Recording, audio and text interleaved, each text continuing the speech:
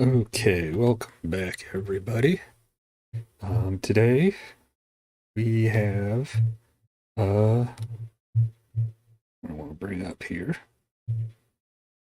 Apparently, Elon Musk has donated money to I guess he donated like $5.7 billion to charity. Um, and I thought he was a bad, terrible person. At least that's what the commie bunch says, and people like Jane Fonda and them. But that's a terrible, awful person. Gee, gives away $5.7 million to charity. Gee, oh, that's a bad person. I can't believe it. Anyways, first off, we're going to watch a video today about, they're still going on and on about Joe Rogan and stuff, and saying how he's just not leaving the fucking guy alone pretty much and everything, and just give him shit and everything.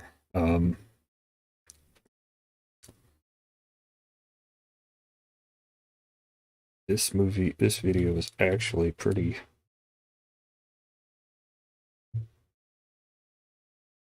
We're going to watch the entire thing, and I'm just going to go ahead and go over it.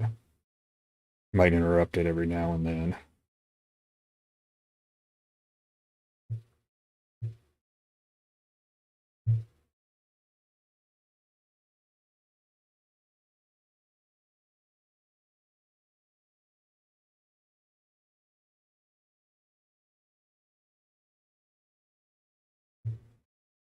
In case some of you are, I want you to know that this isn't going to be an attack on the broader hard man community. I love hard men. Oh, I bet you I do. myself am a hard man. Grumble, grumble. But I do think most people would agree that hardness is really just something you would pursue for its own sake. It's something you do for fun. But you wouldn't go around attaching some grandiose meaning to being hard.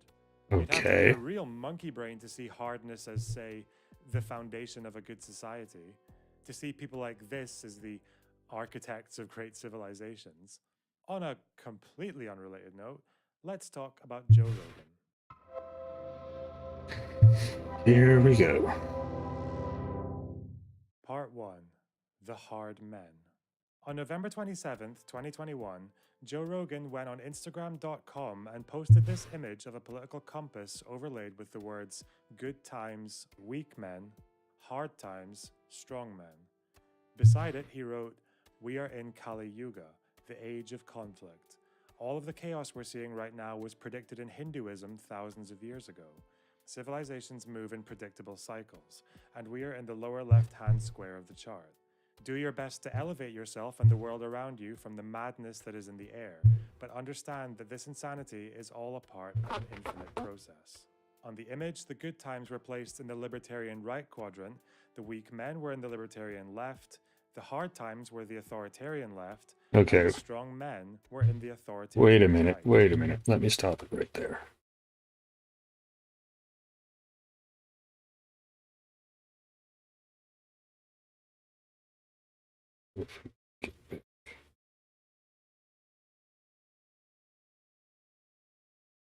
The hard times were the authoritarian left, and the strong men were in the authoritarian right. Okay. Here's where I have a problem. Fuck. It's pretty much he's saying that Stalin and Hitler were hard men. Okay. Let's look that up for a second.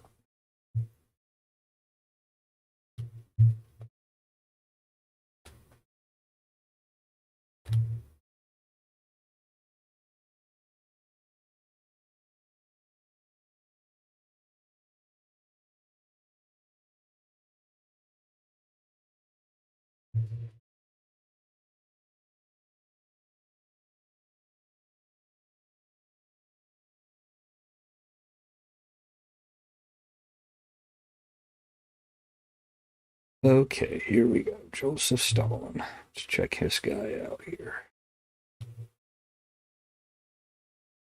See, I think you can go by his like early life or whatnot. Childhood and young adult. There we go. That's what I'm looking for. His birth name was Brashaninis. I ain't gonna fucking say that. He was born in mixed Jordan, Armenian, and Jewish. He was born in blah, blah, blah, blah, blah.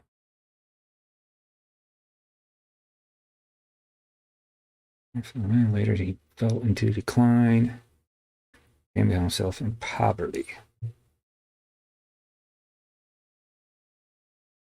Began wandering in life through many different rented rooms. And next decade, yeah, there's somebody that's really strong there. He's pretty much homeless. Got in the fights, kicked out of school. He had drama and writing his own poetry. He got smallpox.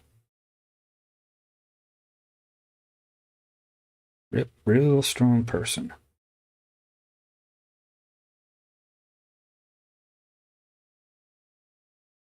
His grades dropped. He was repeatedly confined to a cell for his rebellious behavior. Yep, that real strong person. That's somebody you want as a leader.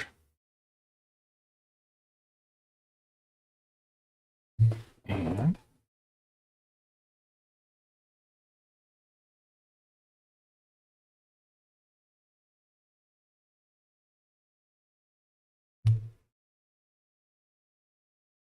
let's see.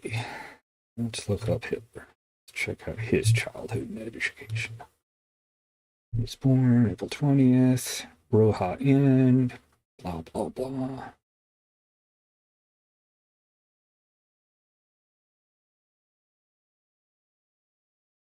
Singing lessons. Let's me room.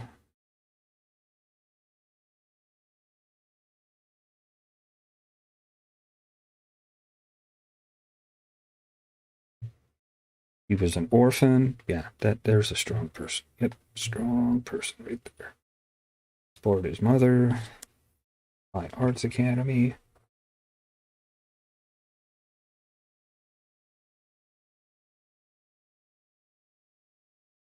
First came exposed to racist rhetoric. Yep, there's a strong person right there. Yep, there's somebody that's strong. It's so stupid that they do this. They compare people to like Hitler and fucking Stalin and shit.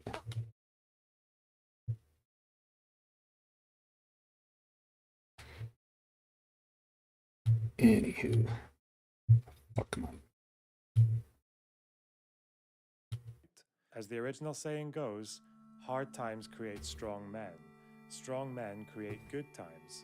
Good times create weak men. Weak men create hard times. So, what the fuck does that mean? Well, really, it depends on who you ask. To hard men like me, and indeed to most of my hard friends, it's an extremely inaccurate and oversimplified trope that isn't really useful for anything. But for other people, it's a very serious statement about society and human history. As the story goes, great civilizations are built up by strong men.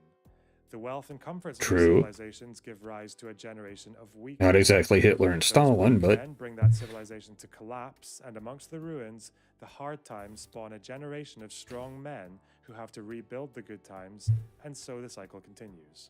Joe Rogan seems especially keen on this story, and that quote is one that he's recited on his podcast quite a few times. Hard times create hard men. Hard men create soft times. Soft times create soft men. Soft men create hard times. We are now around soft men and hard times. People think that you should be weak and you should be docile. No, you should be a monster and then learn how to control it. So pretty much what he's saying there is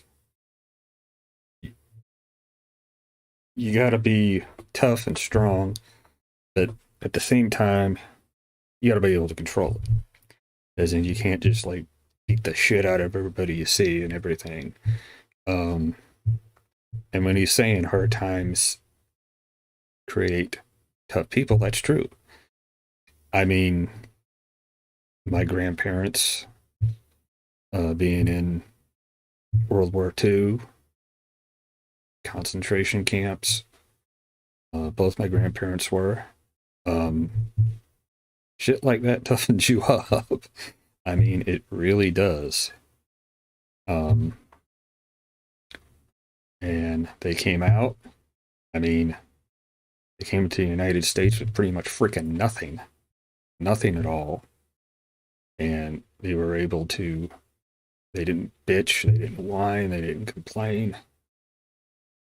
They pretty much went through hard times and became strong people. So that has nothing to do. I mean, it's a good thing to be strong. It's a good thing. There's nothing bad about it or anything.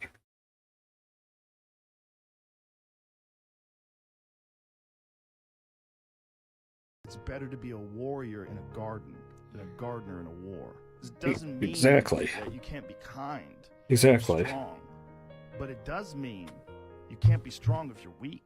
So, True. first, where does this saying actually come from? Well, it's definitely not an ancient saying.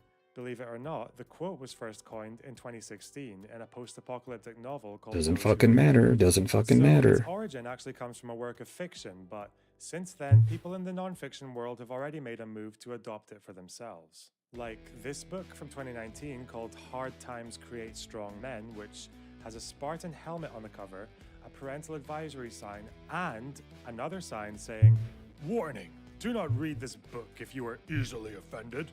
Burn this book instead." I think he's trying to tell you this is a book for hard men. Why does he think it's so offensive? Oh, because It's a marketing there's a chapter scheme. about 63 genders. Just trying to I wonder market what he something. thinks the 63 genders are. But I'm definitely not going to pay £18.64 to find out. Luckily, he has a free audiobook version on his website where he lists every single one. Below is a list of the proposed 63 genders of the modern day. Masculine homosexual man, masculine heterosexual man, masculine bisexual man, feminine homosexual man, feminine heterosexual man, feminine bisexual man. Is that kind of an androgyne oxymoron? homosexual man, androgyne heterosexual man.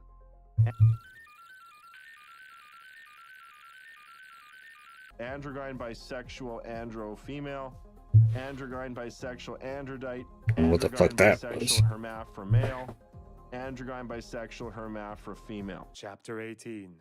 Rampant homosexuality. Okay, so maybe this is low-hanging fruit.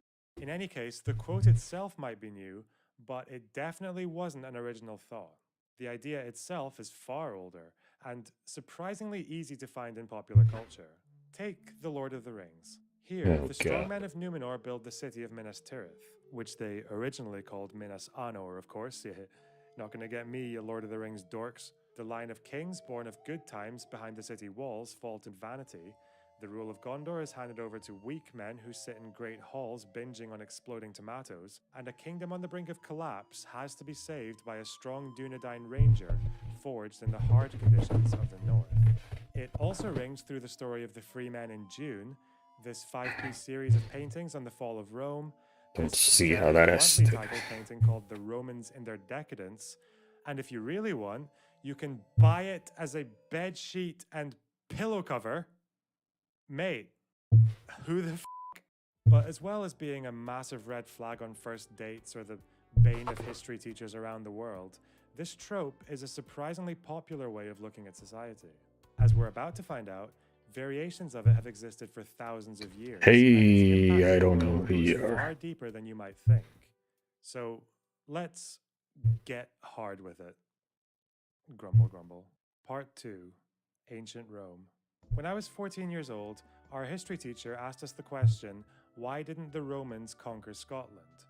To which I, a fledgling internet shitlord, said, was it because the Scots were mental? And she replied, no, they were no more mental than you're being right now. Loner box, you manlet, you dense piece of shit. So I got owned. In a way, it was almost a trick question. Before Hadrian's Wall was built, the Romans had quite a strong presence in Scotland for around 80 years, and it was a pretty one-sided contest, as was shown in the Battle of the Grampian Hills, where the Romans killed around 10,000 Caledonians at the cost of only 360 casualties. If the uneven terrain and cold weather and lack of urban development could count as the hard times, it definitely wasn't producing the hardest men. The truth is, there just wasn't that much to gain from holding Scotland. Now that is Especially for true. the cost of bringing a fairly backwards population under Roman government and trade. Now, of course, Alba Gilbraith and all that shit, but in this case, Scotland just wasn't worth the effort. In other words, it was the harsh conditions, the hard times that kept the Romans out, rather than the hardness of the people living there. But nevertheless, Rome was ultimately defeated by people who were less developed, less urbanized, and poorer. As the trope goes, the wealth of the Romans had given them a life of luxury and hedonism, which made them bad at fighting for some reason, whereas the Goths, Vandals, and Huns lived a more simple lifestyle, which made them good at fighting for some reason. The I don't know problem about is, that. the fall There's of no Rome proof at of the hands that. of semi-nomadic beefcakes is only the exception. How do you know they're not the rule. beefcakes? Nobody We may even... all know about the people who succeeded against Rome, but we're a lot less likely to remember, say, these people. That long list of non-state people who the Romans either defeated, subjugated, or just wiped off the face of the earth. So the idea that Rome's opponents were these stateless, back-to-basics super soldiers just doesn't hold up. For as long as they existed, the Romans were pretty much always the deadliest fighters around. The problem here is that history just tends to remember winners more than losers, especially winners who can give you a good story. And a relatively poor semi-nomadic people rising up against the greatest empire that ever was is always going to be more captivating than big empire fights small village and wins. In the same way, we all remember how the Mongols conquered China, but what we don't remember is that Mongol rule over China barely lasted 100 years. True, The other I'll give them that. 2,500 years would be spent being forced to live in the difficult conditions of the Eurasian steppe, because that's the rule. And despite the selective memory of history, a developed state, for all its luxury and decadence, will come out on top against semi-nomadic tribespeople almost every time. But nonetheless, the idea of good times giving rise to a generation of self-destructive hedonists has been a go-to narrative for conservative revisionists since the 18th century. But what's really weird is that this mistake was also being made by the Romans themselves. Let's look at some examples of Roman men being weird about men. Part 3. Julius Caesar. Julius Caesar was a former Roman dictator who ruled from 49 to 44 BC. Former, that's good.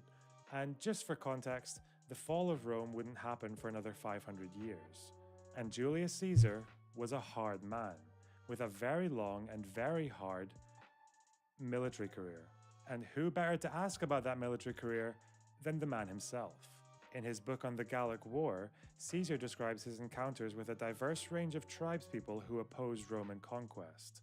In particular, he had very kind words to say about the Belgae, Helvetii, and Suebi, whom he described, in one way or another, as the hardest men.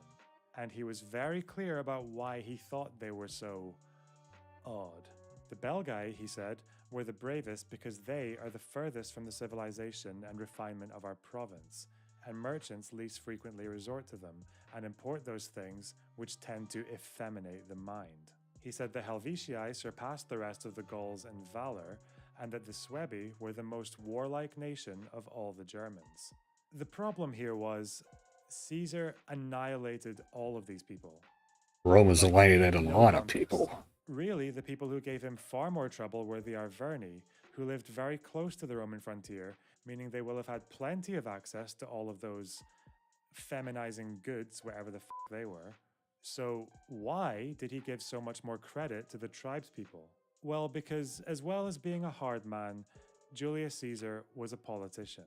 And the opponents he spoke the most highly of also happened to be his first opponents. And by making them out to be a group of hardened super soldiers, Caesar was able to oversell his achievements as a military leader. He was hyping them up as a way of hyping up himself, which all politicians do. I mean, if you're going to be running for office or running for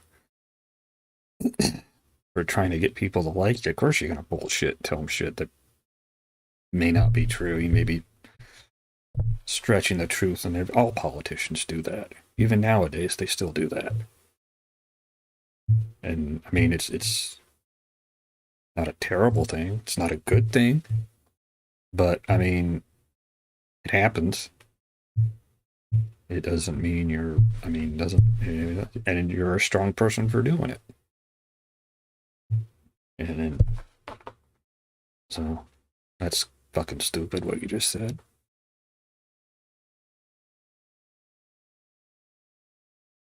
Was not very hard man behavior. What this really was a sophisticated, cosmopolitan public relations campaign. Exactly, that's what I said. Truth to further his political career, not like a hard man, but like a liberal. Like Well, conservatives do it too. Germania. Before we get into the, don't mind the very subtle music choice, by the way. That's nothing. Before we get into this, I want to suggest a theory. Every time someone tries to blame the fall of Rome on something they don't like about the modern world, their timeline will be off by at least a few hundred years. People blame all kinds of things for the fall of Rome: hedonism, welfare, immigration. But of course, most of these things existed in Rome for hundreds, if not thousands of years. Roman history is long, with periods of dominance, instability, recovery, expansion, and preservation. And the fall of Rome itself lasted around 100 years. Which isn't even to mention the Eastern Roman Empire, which survived for another 1,000 years. True. To blame the collapse on this or that thing which also exists in modern society is bound to run into problems. It's still not uncommon for people to blame the fall on ostentatious wealth and decadence. Like shagging. But the emperors associated with that time, Caligula, Claudius, and Nero, mostly ruled in the 1st century. Yeah, those guys If were there was pretty any fucked sign of up. Rome falling, it wouldn't be for another couple of hundred years. And once again, this blockheaded theory wasn't born out of modern revisionists, but within ancient Rome itself. And no one stands more guilty of this offense than a man called Cornelius Tacitus.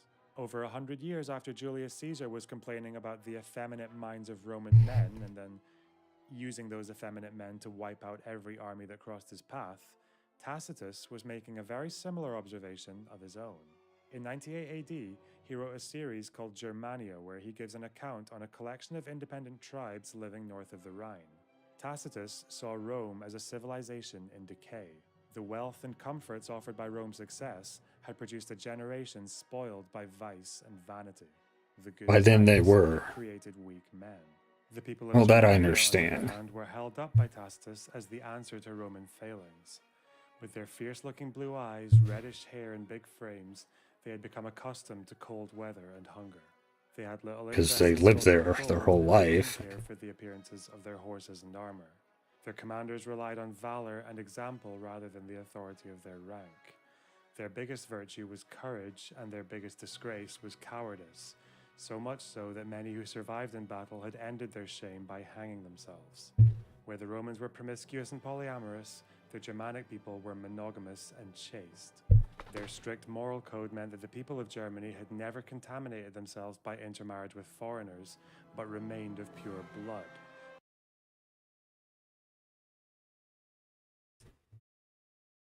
Okay. Two things. First off, this is pretty much like, I mean, at that time, I mean, Rome was pretty much, they had a little bit of an overconfidence of themselves. And I think that's what this guy was trying to tell people at Rome was, hey, these guys are badasses. They're gonna fuck you up. And Rome at the time thought, oh, we can beat anybody, we can beat anything. And they're nothing. We can beat them and everything. So, like I said, the overconfidence. Not that it has something to do with being strong. Just, I mean, just more. They took their enemies for granted. And the second part is, now we're getting into something I think where they're going to about pure blood and shit like that. So,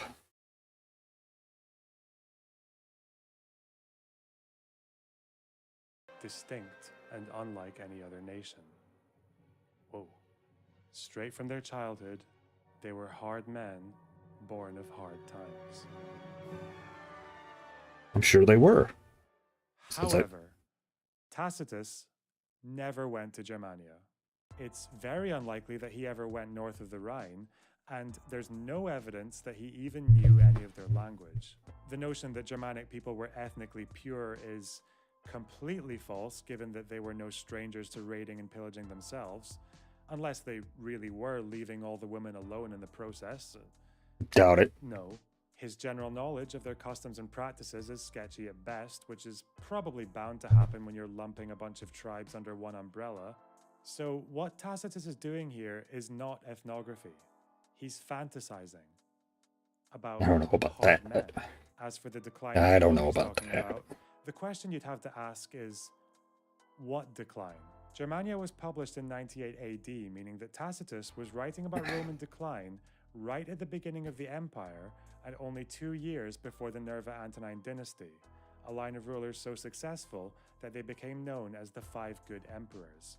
The hard True. times, if any, wouldn't come until the 3rd century crisis, which even then ended with Rome stabilizing and regaining its old borders. Needless to say, Germania was a flop, and it even disappeared until it was rediscovered in 1425. But by the 16th century, Tacitus and his fantasies about Germans would find a new meaning in an age of modern Here nationalism. we go. His notion of a distinct German identity was especially helpful during the Protestant Reformation, even better so because it defined Germans against Italians, and the fact that quite a lot of what Tacitus said was complete bullshit didn't really matter so long as it provided a flattering story for the creation of a German Volk. The 19th century nationalist Friedrich Kohlrausch described Tacitus and his work as a temple of honor to the German nation. The people weren't just Bavarians or Yep, Prussians here anymore. we go. They were Germans.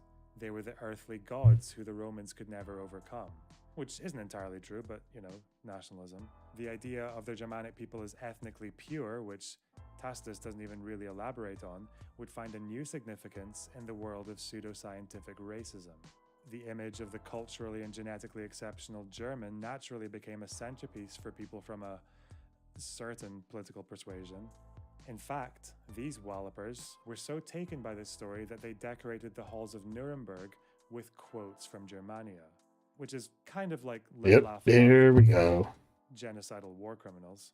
Oh yes, these strong men validated themselves with quotes from a man who was fantasizing about people he never met. So again, they In weren't really 1943, when strong. the Allies were advancing towards Italy, Heinrich Himmler sent a crack SS team into the country to retrieve an original manuscript of Germania. When they arrived, the estate where the text was kept had already been abandoned, and knowing how important Germania was, the Okay, let's look up Heinrich Himmler.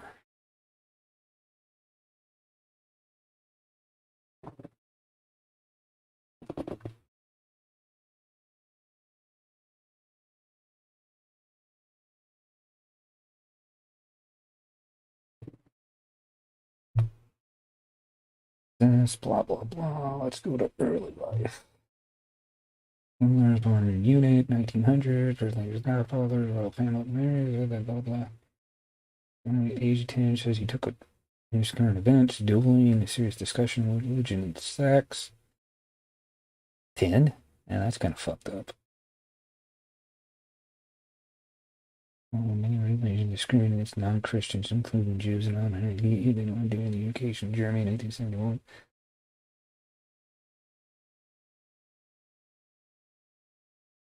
And there's a strong guy. Anti-Semitic quotes, yet there's somebody who's strong.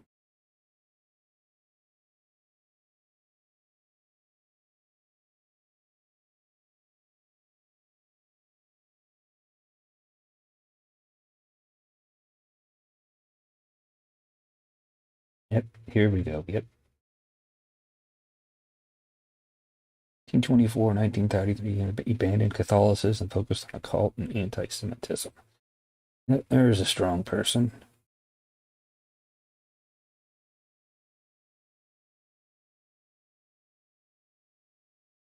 Okay, this thing about Hitler,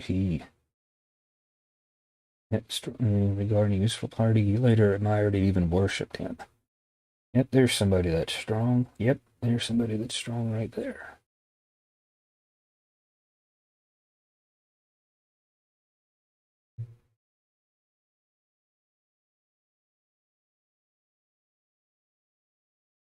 Yep, two strong guys for you right there. The SS assumed that it had to have been taken away by the estate owner when he left. They did a very brief search of the building and returned home empty-handed. It turned out the manuscript was sitting in a chest in the basement. Spoiler Hard alert. men. Okay, so hopefully we've seen there are at least a few flaws with this idea, but unfortunately, the hard men trope is still more or less a mainstream belief. And while the thought of grumpy professors having to fail the history essays of Joe Rogan fans is very funny, it does make you wonder, were these people the only ones who allowed this idea to influence their political decisions? And if not, what else could happen if people who think like this end up in positions of power? Part 5: Pepsi Cola versus Death. The Japanese soldier is, after all, a human being. Before the war started, he was classified as a rather fine type of almost human ape. Imitative, brave, but without originality, capable only of fighting according to the set of exercises of the book, and easily beaten by the superior resources and initiative of the white races. After the considerable battering the white races represented in the Far East received in the 4 months following Pearl Harbor, opinion swung the other way.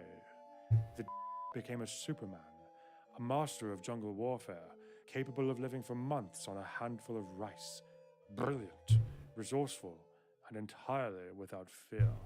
In the Second World War, the Americans went through a very interesting journey of anti-Japanese racism. Initially, the stereotype was one of a weak, regressive people who were late to industrialize and weighed down by old cultural traditions. After the bombing of Pearl Harbor, the attitude of American politicians towards the Japanese.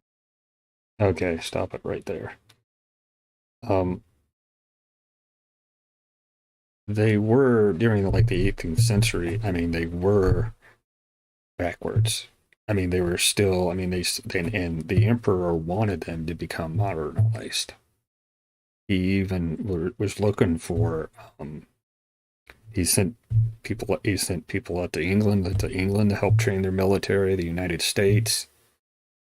So they wanted. I mean, they were backwards, but they didn't. They wanted to be because they knew that economically they had to survive.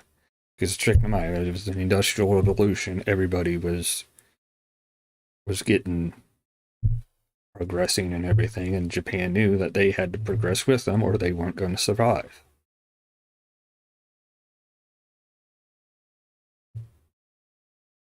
Had radically shifted. Where they were typically seen as a backward race not to be taken seriously on the world stage, the trauma of Pearl Harbor seemed to have pushed Americans to see the Japanese in a completely different light. They were now seen as bloodthirsty super soldiers with inhuman levels of courage. The samurai had returned with guns and planes. The kamikazes played a big part in this fantasy, which is slightly sad, given that they weren't so much hard men as they were terrified young boys who were forced into badly built planes by a tyrannical state. But the myth of the Japanese super soldier did come in handy a few years later in helping the American public to stomach the use of atomic bombs. Western powers have always been guilty of Orientalist attitudes, and sometimes it's understandable.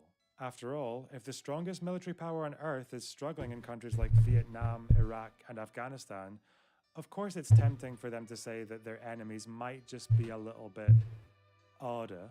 Sometimes the stereotype of Eastern hordes carved out of scarcity and struggle becomes the easiest answer.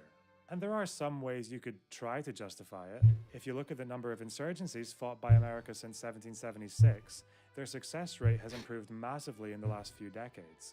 Maybe the US troops are really not as hard as they used to be.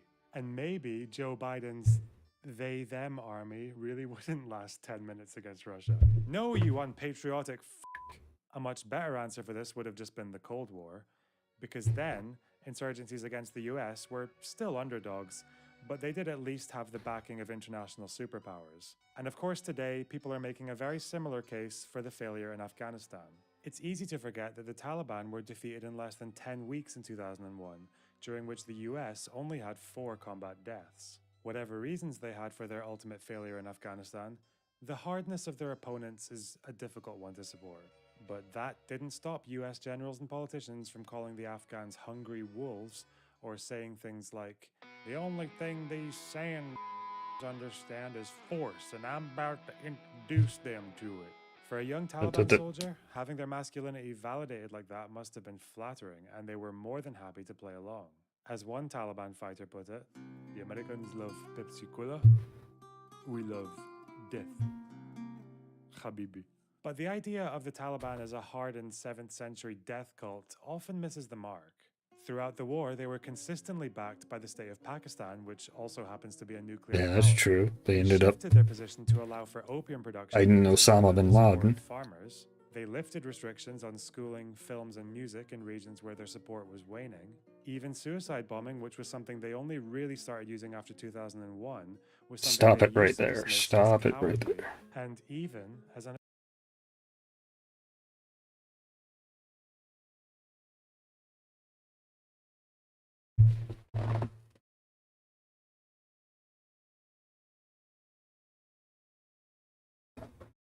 Dumbass.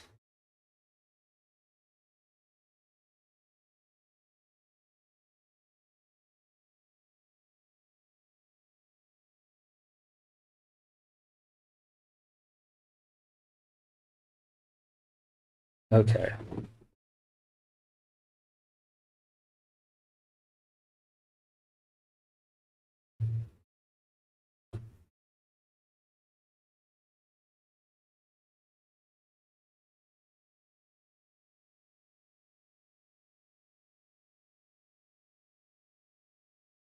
This is from what website is this?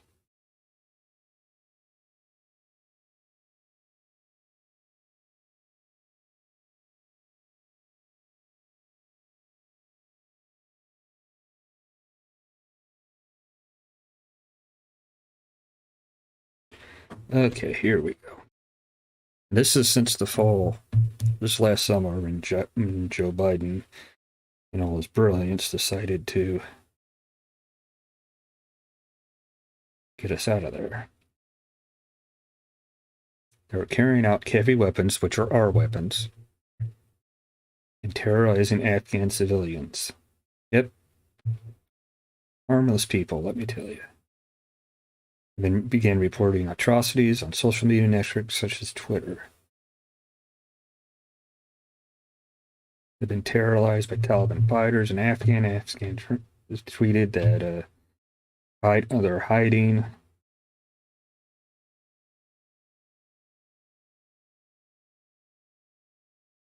An Afghan musician was kidnapped and murdered. Yeah, they're real good guys. Yeah, the Taliban, who did not approve of their music. Yeah, that's fair. That's real good guys.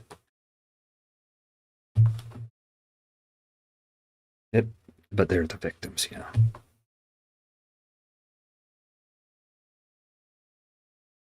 Were beaten by Taliban to leave Afghanistan to be to Pakistan border. Police were not welcome there.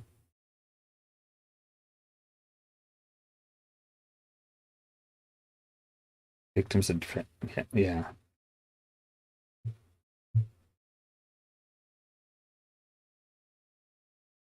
No, they shot dead a young man. Taliban had told him to stop when he didn't stop. His car, they shot him. And of course, you gotta do that.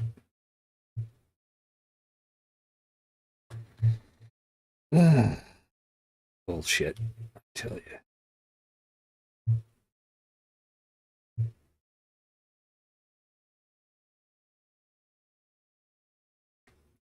affront to Islam. And for all the horrific shit that they do, they are also perfectly happy to embrace modernity and forego their religious convictions when it suits them. And Really? seeing them as a barbaric horde who only understand violence can take you down some very weird paths. Some of which are just downright ridiculous. Like that time when the alleged nonce formerly known as Prince Andrew once said that the Council of British Colonial Wisdom could have prevented failure in Iraq. Mate, But thinking along these lines can also have very dangerous consequences. It's a common theme in the American media to portray the rules of engagement as a handicap imposed on soldiers by pencil-pushing, desk-licking liberals, especially if their opponents are of the Arab-speaking variety. If these hard men don't have to follow a gentleman's code, why should we? And the film that takes the prize here is incidentally called The Rules of Engagement, where an American colonel is tried in court after he forgoes his duties and orders his men to open fire on a crowd of civilian protesters in Yemen. Sir, are you ordering me to fire into the crowd? Over. Yes, goddammit! Waste the motherfuckers! 6 out! Engage! Engage! Open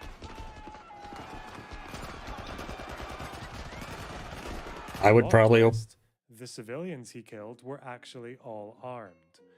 The women and children were armed. He was in the right to waste the motherfuckers. And even the mutilated girl we see earlier in the film and are supposed to sympathize with turned out to be a cold-blooded jihadi slayer queen. This film is so racist. But naturally, stories about hardened soldiers being inconvenienced by soft boy bureaucrats is a very seductive one. Okay, stop it right there again. Now, there are all schools, and I mean, Hamas is actually training kids to be jihadists. I mean, I'm not saying that every single kid there is like that, but they all are being trained, or I should say brainwashed, to hate Jews and to hate Americans. This has been going on. This has been going on since I remember like way back when I was, this shit in the Middle East has been going on since before I was even fucking born. So, I mean, yes, there are good ones, and yes, there are bad ones.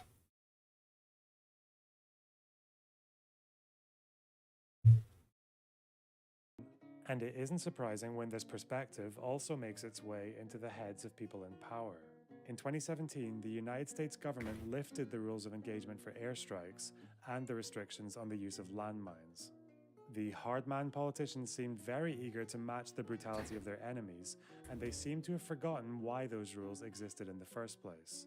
Within 1 year of lifting the restrictions, the number of civilian deaths by pro-government forces had almost doubled.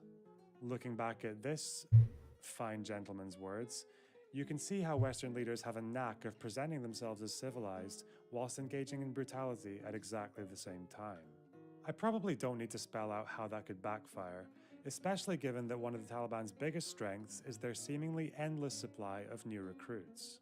As one very wise general put it, what is it we don't understand? We're going to lose this f***ing war if we don't stop killing civilians. The attempt to be just as barbaric as the enemy ends up being a godsend for Taliban propagandists.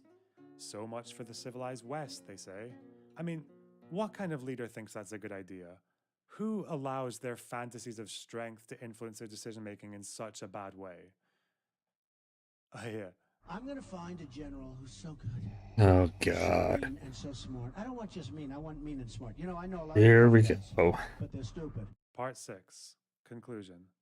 I don't know exactly what Hinduism predicted thousands of years ago, and I imagine Joe Rogan is being conveniently vague here. The problem with this trope isn't just that it's wrong, but that it's dangerously wrong. It's not just that it's reductive or simplistic, but also that it's an extremely toxic way of looking at society, and of men, that ultimately inspires some very destructive behavior. I mentioned Dune earlier, but it actually captures the trope really well. The Freemen are depicted as simple but morally pure warriors molded by a life of struggle on their desert homeland. But as it was with their Germanic people, that story isn't told by the Freemen themselves. It's told from an ivory tower, by a princess whose father just happens to be the emperor of the known universe. The Freemen themselves see their own story in a very different way, as one of failure and exile. And they know perfectly well how much they have to rely on those big f***off worms. Just as it's more often the case in real life, the hardness of the think it's just about does a worms. much better job at keeping invaders out than the hardness of the people living there. The example in Dune shows us what the story about hard men and hard times really is. It's a fairy tale told by people in a position of privilege that allows them to fantasize about a place they've never been to and probably wouldn't want to visit anyway. Maybe that's why some mad walloper decided to print the phrase on bed sheets and pillow covers, because it should never be anything more than a prompt for fairy tales that you can curl up in at night with your Phil Mitchell ASMR audiobook as you slip into sweet dreams about the hardest men in the land. And if that's the story you like, go ahead and enjoy your Joe Rogan podcasts if they make you happy, but for f***'s sake, please just remember him for what he is. He's a charming goofball who's fun to listen to sometimes. That's it. He's not an intellectual authority, and I doubt he even sees himself that way. And he's definitely not the kind of guy who should be put in charge of these things. He's not in I've seen charge. the kind of memes people post in his defense. It's true. Maybe I'm not muscular enough to argue with Joe Nobody's- Rogan about things. Maybe you're okay with being one of those broken clocks who spends their entire life warning about the hard times ahead, and maybe you'll get lucky. But if you've had the freedom to make it this far through a YouTube video talking about hard men, it's probably safe to say that you're living in the good times. So enjoy them, and don't forget to stay hard.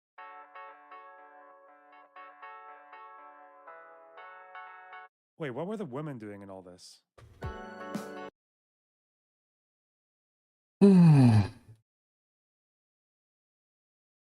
So, probably about 30 minutes of that, we learned not a goddamn thing about Joe Rogan.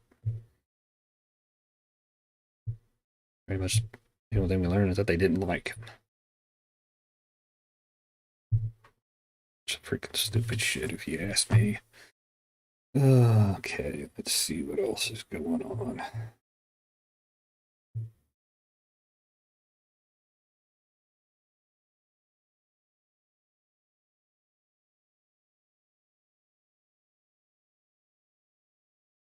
Let's see what people are talking about. Twitch.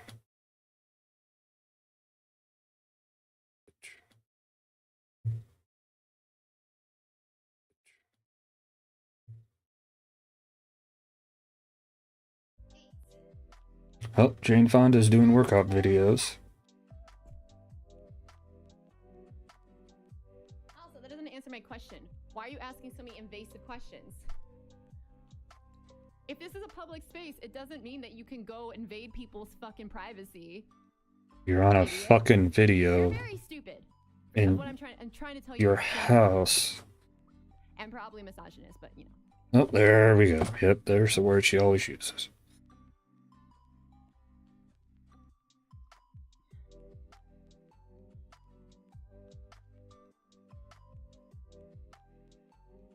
This is getting kind of stupid. Let's see. Seabiscuit was on. This person is really thinking that Twitch is a public entity. What is wrong with them? Yeah, build brain better. Maybe you should aim on building your brain better, Jack. Oh, shut the fuck up. Yeah, if this is a public space, how come we can keep restricting your freedom of speech, brother? It is private? Huh?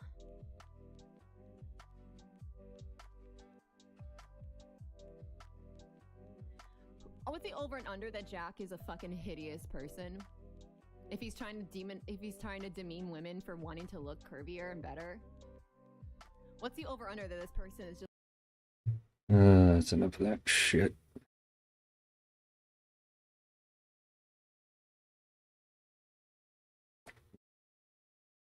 Out of there. I had some other stuff I wanted to talk about, but I can't figure out what it is. Let's see. Back to my notes. Ah. There's another video I wanted to watch. If I can fucking find it.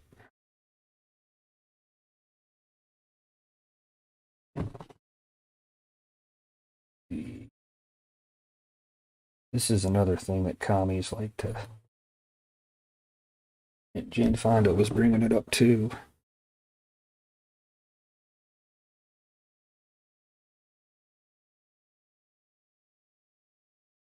restrictions and What is colonialism? Colonialism is defined as control by one power over a dependent area or people. It occurs when one nation subjugates another, conquering its population and exploiting it, often while forcing its own language and cultural values upon its people. Also, such control is often done by establishing colonies and generally with the aim of economic dominance. In antiquity, colonialism was practiced by empires such as ancient Greece, ancient Rome, ancient Egypt, and Phoenicia. These civilizations all extended their borders into surrounding and non-contiguous areas from about 1550 BC onward, and established colonies that drew on the physical and population resources of the people they conquered in order to increase their own power. Modern colonialism is strongly associated with the European colonial period starting with the 15th century, when some European states established colonizing empires. Some scholars refer to this point in history as the beginning of the Age of Capital, or the Capitalocene, which is an epoch that encompasses the profit-driven era that has led to climate change and global land change. How?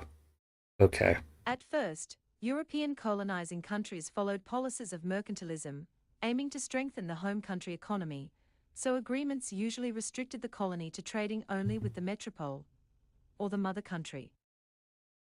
By the mid-19th century, however, the British Empire gave up mercantilism and trade restrictions and adopted the principle of free trade, with few restrictions or tariffs. It is interesting to note that Christian missionaries were active in practically all of the European-controlled colonies because the metropoles were Christian. Historian Philip Hoffman calculated that by 1800, before the Industrial Revolution, Europeans already controlled at least 35% of the globe, and by 1914, they had gained control of 84% of the globe. Colonial powers justified their conquests by asserting that they had a legal and religious obligation to take over the land and culture of indigenous peoples. Which is manifest destiny. Conquering nations cast their role as civilizing barbaric, or savage nations, and argued that they were acting in the best interests of those whose lands and peoples they exploited. Which at that time it was. Despite the power of colonizers who claimed lands that were already owned and populated by indigenous peoples, resistance is an integral part of the story of colonialism.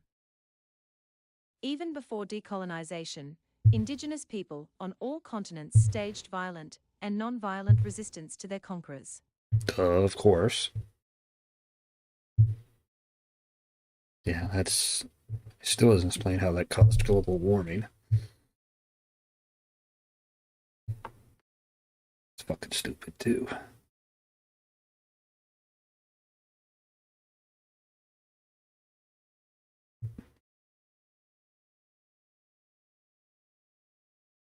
Yeah, that still doesn't tell me shit.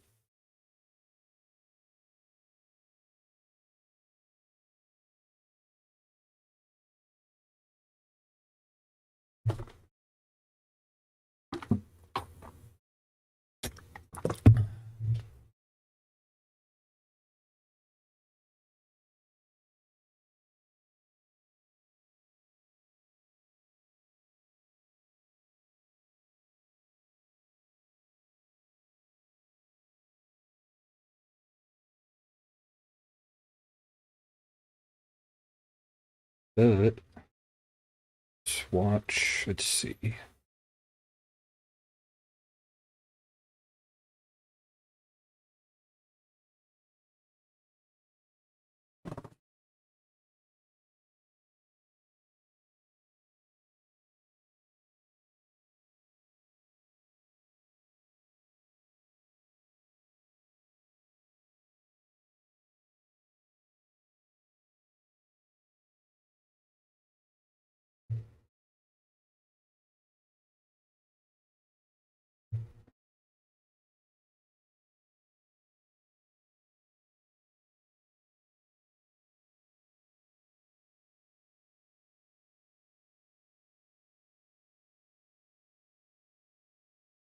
3 San Francisco school board members lose their jobs in a recall. The left prepares its next war on dissent with debanking efforts, and the Russians claim they're backing away from war, but Joe Biden and NATO aren't so sure. I'm Ben Shapiro. This is The Ben Shapiro Show.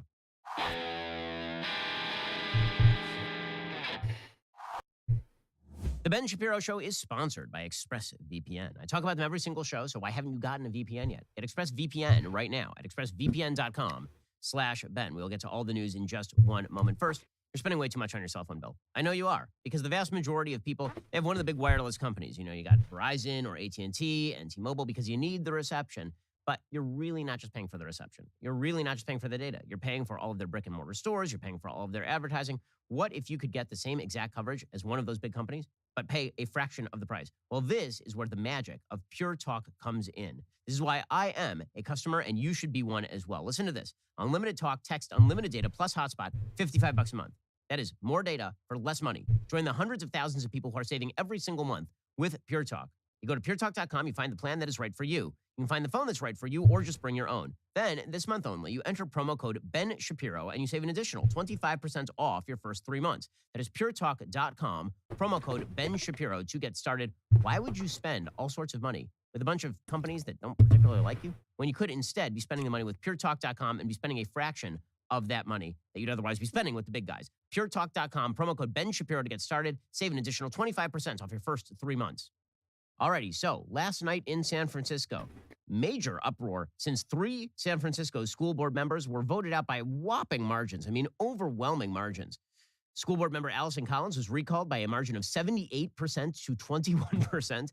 Gabriela Lopez was recalled by a margin of 74% to 24%. Damn. And Fauga Maliga was voted out 71 to 27%.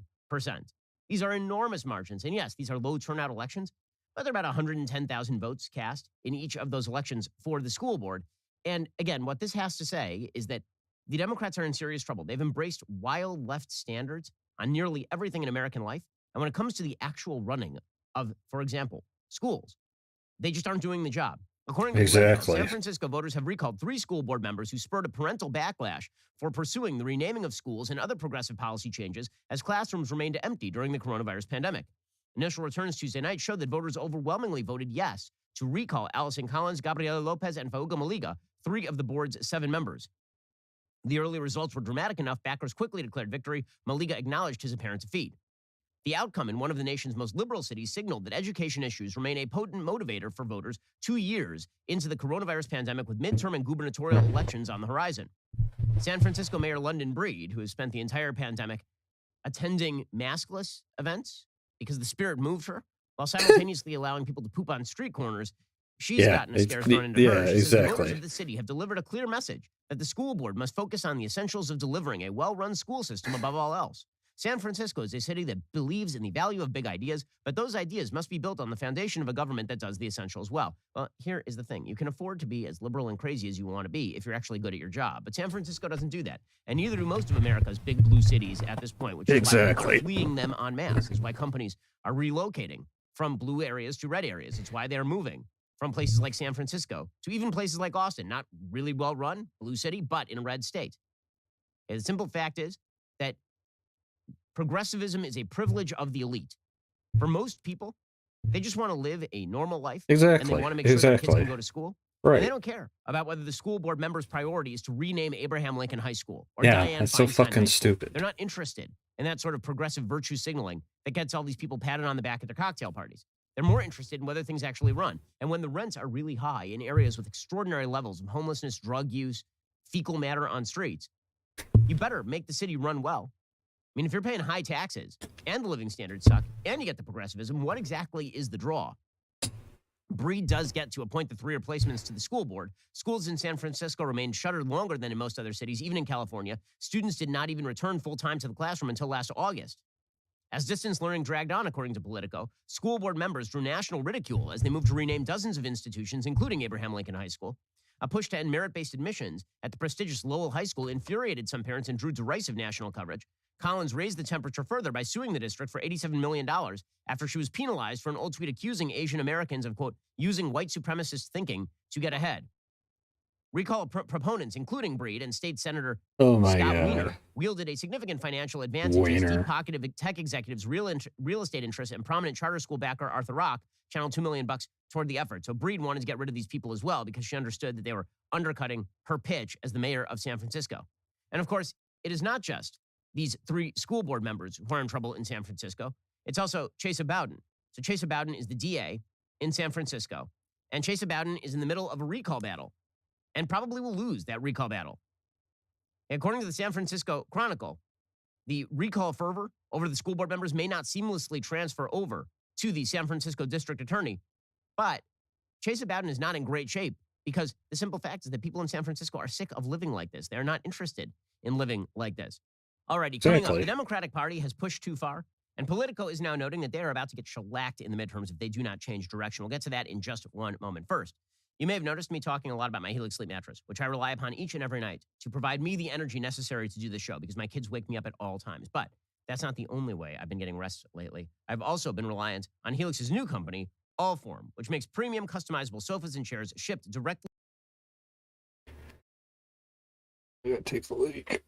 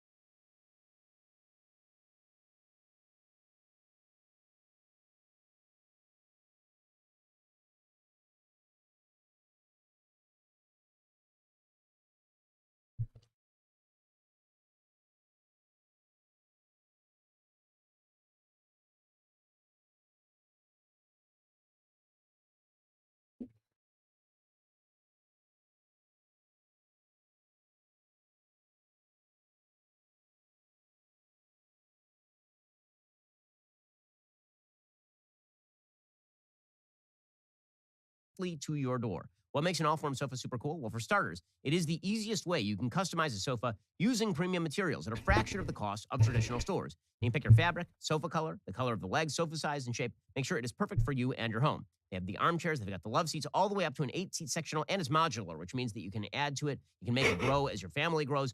Allform sofas are delivered directly to your door. In the past, if you wanted to order a sofa, you needed to hire somebody to come put it together. That is not the case with Allform. I put it together myself, and it is really solid, it is really durable, and it is really, really comfortable. It looks great as well. To find your perfect sofa, check out allform.com/Ben. And if getting a sofa without trying it in store sounds a little risky, you don't need to worry. Get 100 days to decide if you want to keep it. That is more than 3 months. If you don't love it, they'll pick it up for free and give you a full refund. They have a forever warranty, literally for all time. Allform is offering 20% off all orders for our listeners at allform.com/Ben. So it'll be fascinating to see what happens with Chesa Bowden, who continues to not prosecute criminals in the city of San Francisco. Overall, what does this say about where the Democratic Party is? Well, it means that the so-called culture wars in which Republicans are currently engaged are very successful for people who are not just Republicans, but people who just oppose the wild left. The wild left has pushed too far on every single issue, from masking of children to renaming high schools to trying to indoctrinate kids in critical race theory and gender theory. Exactly. They've pushed too far, too fast. People are not into it, and Democrats are about to pay the price. According to Politico today, Democrats' own research shows that some battleground voters think the party is, quote, preachy, judgmental, and focused on culture wars, according to documents obtained by You Politico. think? The party's House campaign arm had a stark warning for Democrats. Unless they more forcefully confront the GOP's alarmingly potent culture war attacks, from critical race theory to defunding the police, they risk losing significant ground to Republicans in the midterms. The Democratic Congressional Campaign Committee is recommending a new strategy to endangered members and their teams, hoping to blunt the kinds of GOP attacks that nearly erased their majority last election and remain a huge risk ahead of November. They're going to lose the House. I think they're probably going to lose the Senate as well, by the way. Yeah, they In are. presentations over the past 2 weeks, party officials and operatives used polling and focus group findings to argue that Democrats can't just ignore the attacks, particularly when they're playing at a disadvantage. A generic ballot of swing districts from late January showed Democrats trailing Republicans by 4 points, according to the polling. And you can always tell by how many people are retiring. 30 Democrats have said they are not running for re-election in the House this upcoming year. There's always some turnover, but 30 is a big number. The data showed Democrats could mostly regain ground lost to Republicans if they offered a strong rebuttal to the political hits. When faced with defund the police attacks, for example, the presenters encouraged Democrats to reiterate support for the police. On immigration, they said Democrats should deny support for open borders or amnesty and instead talk about efforts to keep the border safe. So in other words, they're not faced with attacks. They're just going to concede that they're wrong. So the best way for them to avoid the blowback is to moderate, which of course has been true for years at this point. If Democrats do not answer Republican hits, the party operatives warned, the GOP's lead on the generic ballot balloons to 14 points from 4, which is just wipeout territory. When voters heard 14 points to 4? That hit, Republicans edged narrowed back down to 6 points.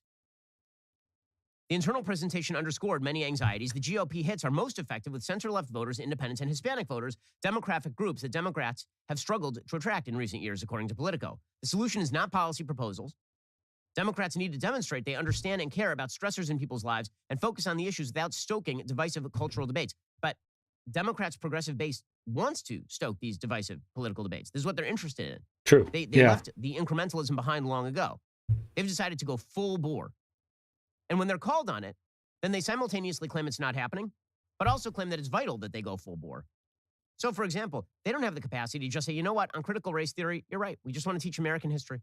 And we don't want to teach that all of America's institutions are fundamentally racist and that all of the disparities in American life are due to institutional discrimination written into the DNA code of the United States. We don't want to argue that in public schools. We don't think it's appropriate to argue that in public schools. We just want to teach history. That's what we're here to do. That's all Democrats have to say. They won't do Exactly. it. Instead, they're talking about how teachers have to be given the ability and the freedom to teach critical race theory, because otherwise teachers might feel nervous. Well, as I've said before on the show, and I will hold by it, teachers should be nervous. We are delegating the most power in our society to people who are members of unions that back Democrats and have specific political point of views. When you delegate your kids to a teacher, you're not saying that the teacher now gets to teach the kids whatever the teacher wants to teach. You're doing so for a specific purpose. You're saying, I want you to teach my kids writing and reading and math and science and actual history, not CRT crap, not conspiracy theories about the racism of the United States and racial essentialism.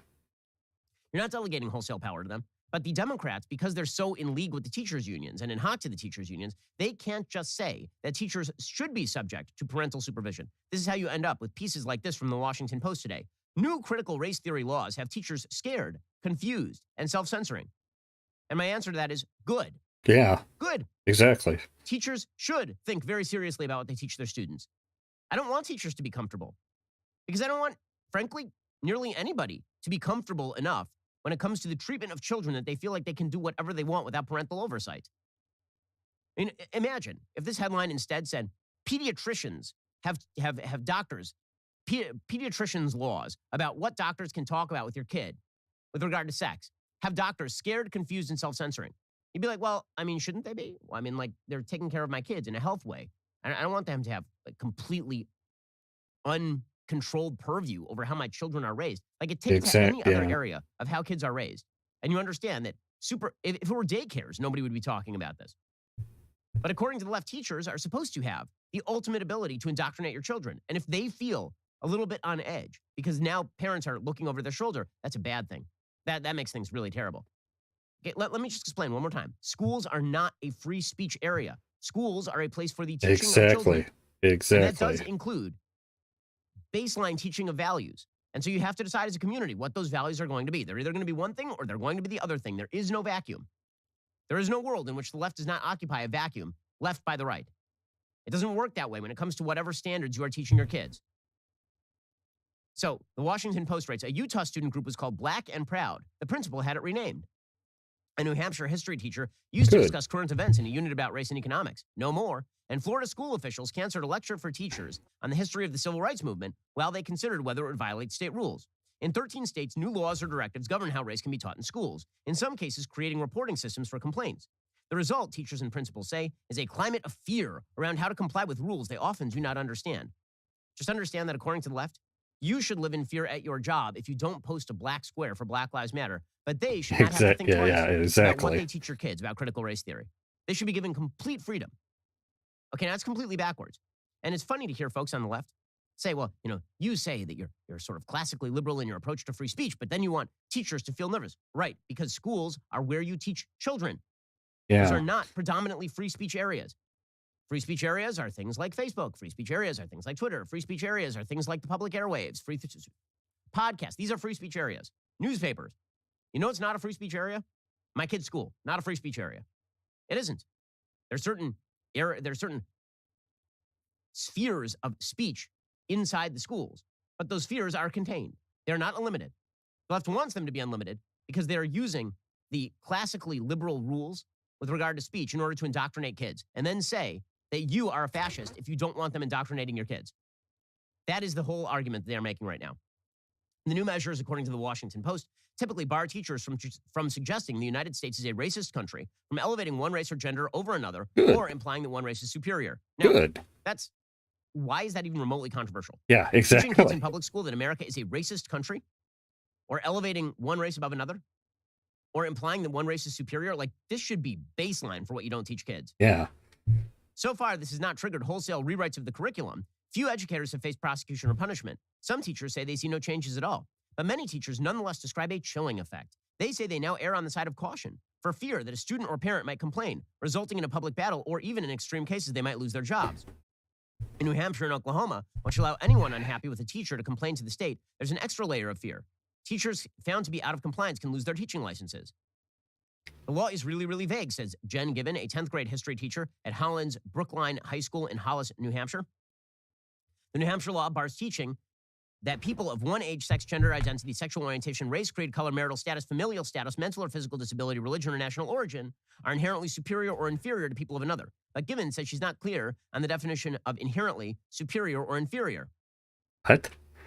The response is, no one's really sure, she said. It led us to be exceptionally cautious because we don't want to risk our livelihoods when we're not sure what the rules are. Okay, so, fine. So you're being cautious. I'm puzzled as to why you shouldn't be cautious. In a second, we'll get to critics of the Florida law who suggest that, hey, why shouldn't teachers be able to indoctrinate your kids with any social values they like? We'll get to that in just one moment. First, I got to tell you, I did not eat well this last weekend. I really ate quite poorly, like lots of carbs. It was delicious, but I felt extremely fat. But I didn't have time to work out at the gym on Monday. So what did I do? I popped onto that Echelon bike and I made the magic happen. Echelon brings the gym home to you. Have a New Year's resolution to reach your fitness goals? It can really help to have world-class instructors choreographing classes, music from your favorite artists, a community of hundreds of thousands of people who can give you that extra push. Echelon gives you that. Echelon is the affordable way to get the workout equipment, workout community, and an instructor's motivation right in the comfort of your own home.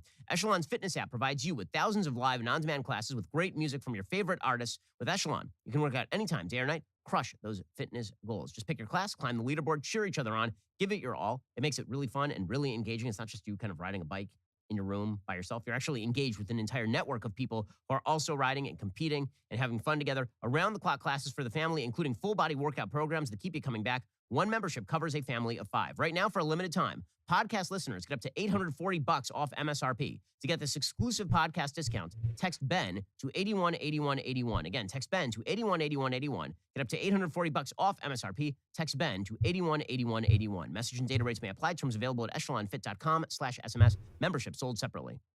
But again, what this really comes down to is we want them to be able to teach leftism, and so we are going to pretend that this is about the freedom of speech of the teachers. And some people are saying this just straight out.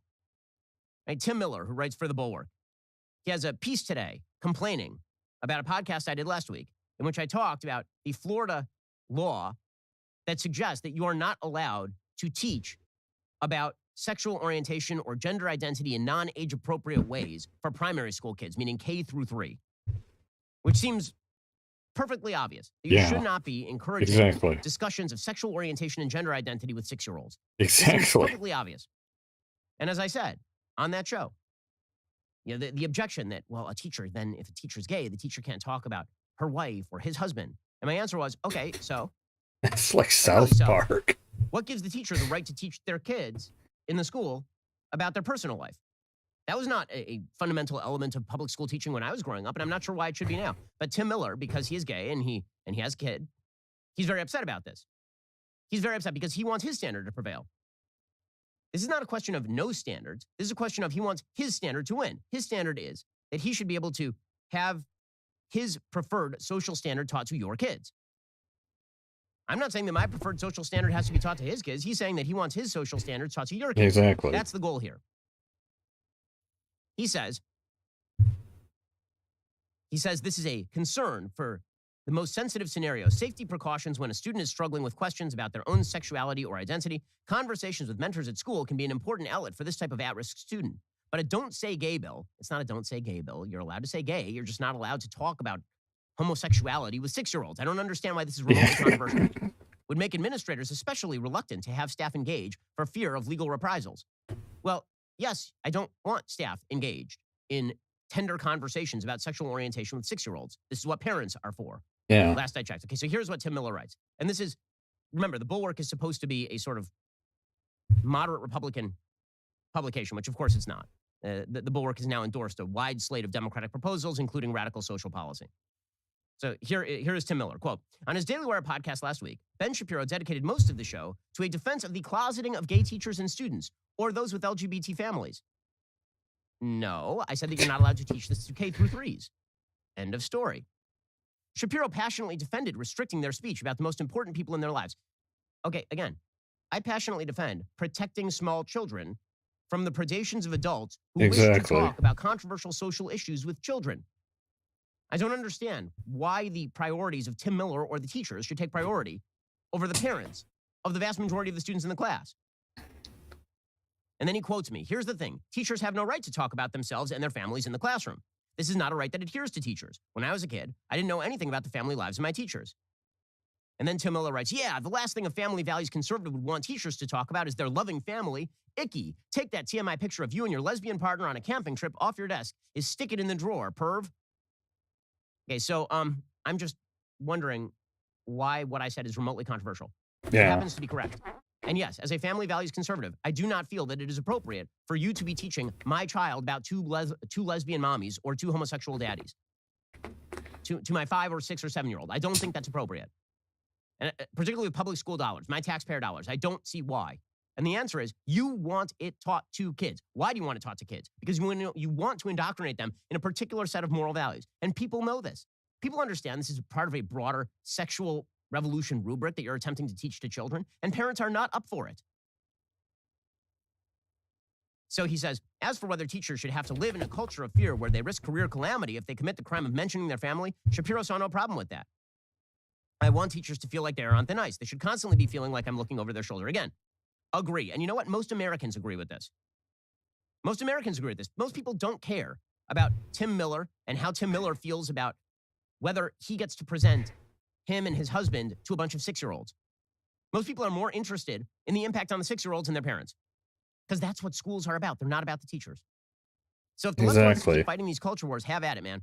Seriously, have at it, because you're going to lose. The parental revolt, you know what it takes to get parents to seriously intervene in their kids' lives in this way? It takes a window into what their kids are actually doing. For generations, parents have steadfastly ignored the predations against kids.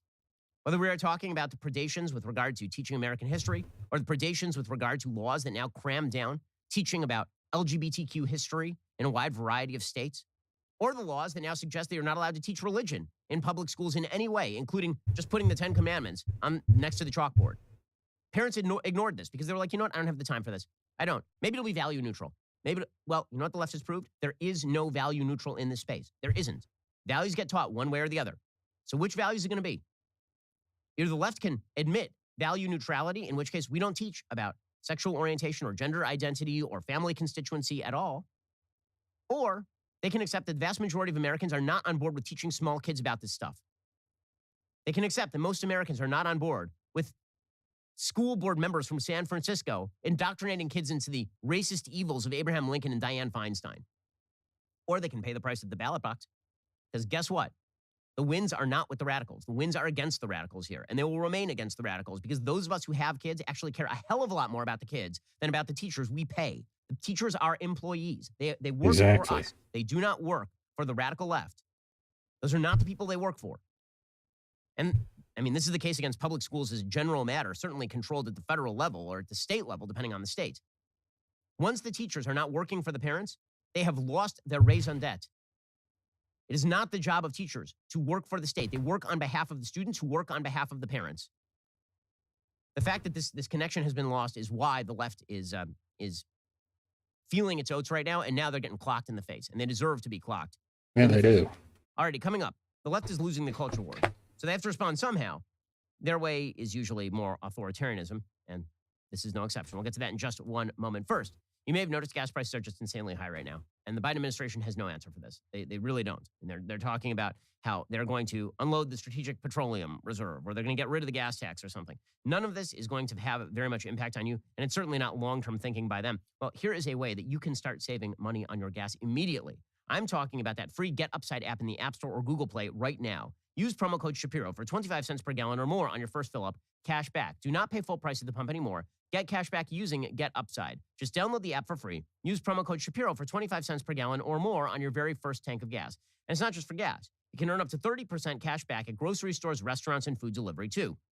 You can cash out anytime to your bank account, PayPal, or an e-gift card for Amazon and other brands. Just download that free Get Upside app, use promo code Shapiro, get 25 cents per gallon or more cash back on your first tank. Just use my promo code Shapiro right now. That is code Shapiro. Get that free Get Upside app right now. Promo code Shapiro. Get 25 cents per gallon or more cash back on your first tank. Stop spending that much money at the pump. Right now, get that free Get Upside app today. So, the crackback is now happening. So, all across the board on a wide variety of issues, these culture war issues are now triggering a response. And because of that response, the left's natural response is to basically crack down on everything. So, the big move that I'm deeply worried about right now is the debankification, the debanking of wide swaths of American society. We saw the first inklings of this on sort of a governmental scale in Canada over the last 48 hours, where the Minister of Finance, Chrystia Freeland, announced that because of the Freedom Convoy, the Canadian government was going to give banks the ability to freeze or cut off the funds. It's not going to happen. They suspected of giving money to the Freedom Convoy, it's unconstitutional. whether or not those monies were used for illegal activity. Here was the Minister of Finance. The government is issuing an order with immediate effect under the Emergencies Act, authorizing Canadian financial institutions to temporarily cease providing financial services where the institution suspects that an account is being used to further the illegal blockades and occupations. As of today, a bank or other financial service provider will be able to immediately freeze or suspend an account without a court order. In doing so, they will be protected against civil liability for actions taken in good faith. Okay, so this is stuff actually happening from the government in Canada, but in the United States, it's happening at a social level. You're starting to see financial institutions beginning to debank people they do not like. This has been going on for a couple of years at this point. The latest iteration is, according to Business Insider, MyPillow CEO Mike Lindell has now been terminated as a client by the Minnesota Bank and Trust a month after the financial institution described him as a reputation risk. Now, was he defrauding the bank? Was he committing some sort of widespread financial fraud, Mike Lindell? He was not. They just don't like that Mike Lindell says things about January 6th that they don't like. Frankly, he says things about January 6th that I don't like. He says things about the 2020 election with which I strenuously disagree. But guess what? You don't lose banking ability in the United States because you disagree with the prevailing winds of political opinion. Insider viewed two letters sent to Lindell by the bank dated February 11th. In one letter, the bank said Lindell's accounts with the bank would be closed by the end of business on February 18th. Any remaining collected balance in the account, scheduled to be closed, will be mailed to the address we have on file. Alternatively, before February 18th, you may transfer using online banking the remaining balance directly to your other banking institutions. Lindell told Insider he had 9 accounts at the bank. None were related to his main MyPillow business. He said one account at the bank was connected to his website, Frank Speech. The other was connected to Lindell Recovery Network, the Pillow CEO's platform for people with addiction. Lindell said, they just said Mike Lindell's in the public eye. We don't want to be part of the news. And now they're in the news, aren't they? They're evil for canceling us. He is not wrong, by the way. Again, you do not have to agree with Mike Lindell in order to recognize that banks deplatforming people and getting rid of their ability to bank, cutting them off from the financial services industry, is really disgusting stuff and terrifying stuff. It is. And here's the thing. The media have jumped in on this sort of stuff with both feet. This is what they want. The left-wing media encourages this sort of stuff. For example, big story today from CNBC. Banks haven't quit coal. Study says commercial lenders have channeled $1.5 trillion to the industry since 2019. Now, this is what we call journactivism. Now, this is journalism that isn't uncovering anything. You mean coal industries have lenders? What? No. You mean coal plants have banks? Like, we all know this. Right? Everybody has a financial institution that they use for their transactions, of course.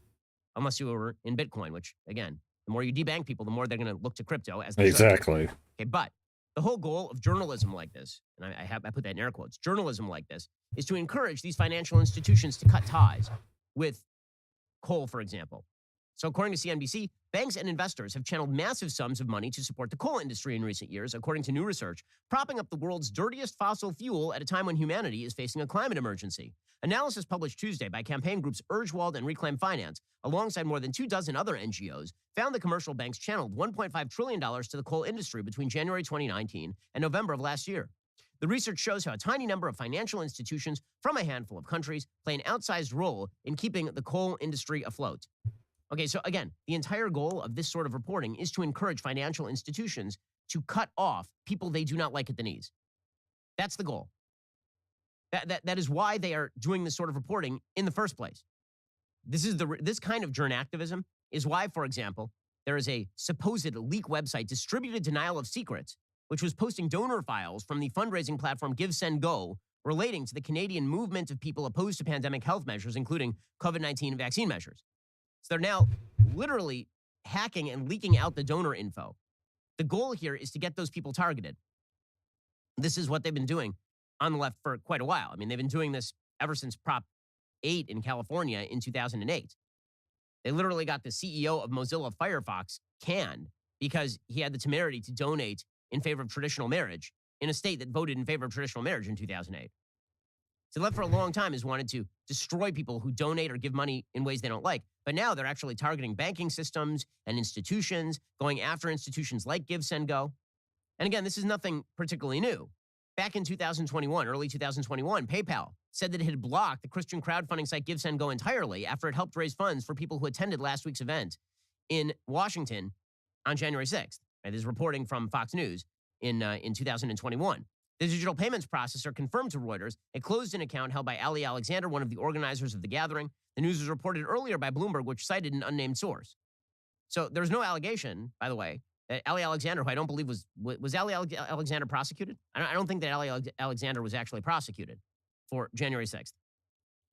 He was an organizer of some of the rallies on January 6th, and he engages in some rather far-right, insane stuff. But he has not been prosecuted. Nonetheless, there is a banning from PayPal, Venmo, and Patreon. And he was permanently banned from Facebook and Instagram. Wow. So this sort of debanking effort, I think, is going to go more and more mainstream over time. Because the left seems to want it to go more and more mainstream over time.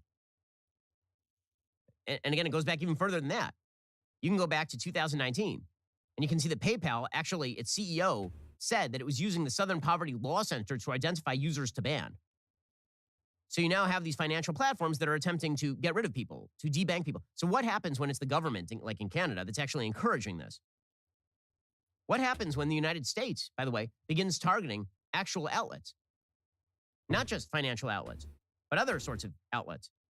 So, for example, the Associated Press reported yesterday that U.S. intelligence officials accused a conservative financial news website with a significant American readership of amplifying Kremlin propaganda, and alleged 5 media outlets targeting Ukrainians have taken direction from Russian spies. The officials accused Zero Hedge, which is a major website. They have 1.2 million Twitter followers, and they have probably 100 million page views a month. They accused them of publishing articles created by Moscow-controlled media, which were then shared by outlets and people unaware of their nexus to Russian intelligence. The officials did not say whether they thought Zero Hedge knew of any links to spy agencies. They did not allege direct links between the website and Russia. So you now have the government that's basically accusing other press-associated websites of doing propaganda work on behalf of the Russians. The government. The next move on that, presumably, is some sort of regulation, is it not? And the simple fact that you have the government saying that sort of stuff is pretty insane. But again, I think that as the left loses control, they're going to try to exert more and more control. That's the bottom line here. And a lot of these corporations, which are looking for certainty from government, are warm to it. So, for example, YouTube CEO Susan Wojcicki, she said yesterday that she wants more governments to pass more laws so that they have more control over online speech. I think governments can always, our recommendation if governments want to have more control over online speech is to pass laws, to have that be very cleanly and clearly defined such that we can implement it. There are times that we see the laws being implemented or being suggested that they're not necessarily clean or possible for us to cleanly interpret them. Okay, now the reason that she's saying this is not because I think Susan Wojcicki is ideologically determined to shut down other people's speech. She may be, I don't think so, but maybe she is. What she is saying is that they're being held to account by members of left-leaning governments for stuff that is left up on the platforms, and so she is begging them, fine, do it direct. But these governments are not going to do it direct, right? What Canada did is a rarity. Canada just, the veil is off in Canada. In Canada, they just decided we're going to go full tyrannical. We're going to seize bank accounts. We are going to treat people as terrorists who are not terrorists. We're going to invoke the Emergencies Act in unprecedented fashion because Justin Trudeau, who is definitely not Fidel Castro's son, stop that right now, because Justin Trudeau is offended by the Freedom Convoy. They're just going to go full fascist over there. Yeah. But in most other places, the governments are not doing that. They're just trying to get private industry to do the debanking. They're trying to get banks to cut off ability to fund your enterprise or even have a personal bank account. They're trying to have PayPal do it. This is why you're seeing the rise of cryptocurrency. And then naturally, the next move for governments is to try to cut off cryptocurrency because of it. Yeah. Because crypto cuts out all the intermediaries. If you have a crypto wallet, I can just transfer my money from me to you without having any sort of intermediaries, and it's verified by the blockchain. This is what's scaring governments. It's also scaring a lot of these financial institutions who don't want to get cut out as the middlemen. It's going to completely rewrite the rules of the financial game. So the next move there, I would assume, from the left, is going to be to fight crypto. Because crypto is not about allowing governmental control. It's about avoiding governmental control in a lot of ways. So as the left begins to lose, and they are losing, they're on their heels at this point on a wide variety of issues. As that happens, you're going to start seeing them crack down harder and harder. And ironically, the rationale for their crackdown is going to be that they have to prevent tyranny. We have to be tyrants in order to prevent tyranny, of course. That's always the excuse of a tyrant. Exactly. Tyrants don't come into power saying, hey, I'm a tyrant, vote for me.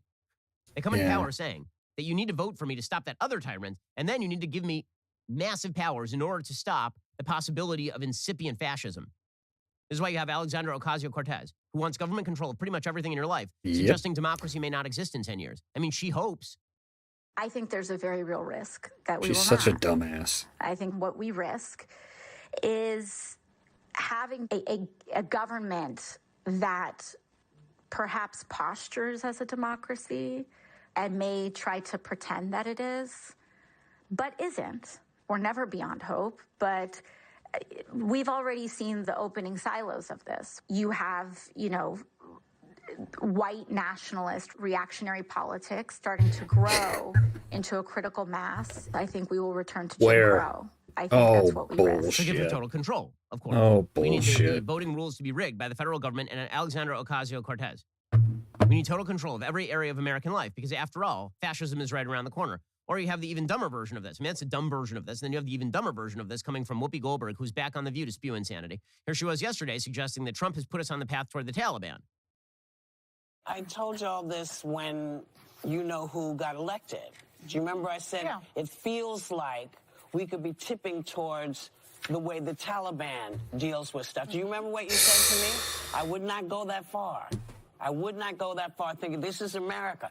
And I believe, I know people don't understand it, but I also believe that we are much stronger than people realize, certainly much stronger than the Republicans realize, because every bad move that who made, the Constitution said, I'm sorry, you can't do that.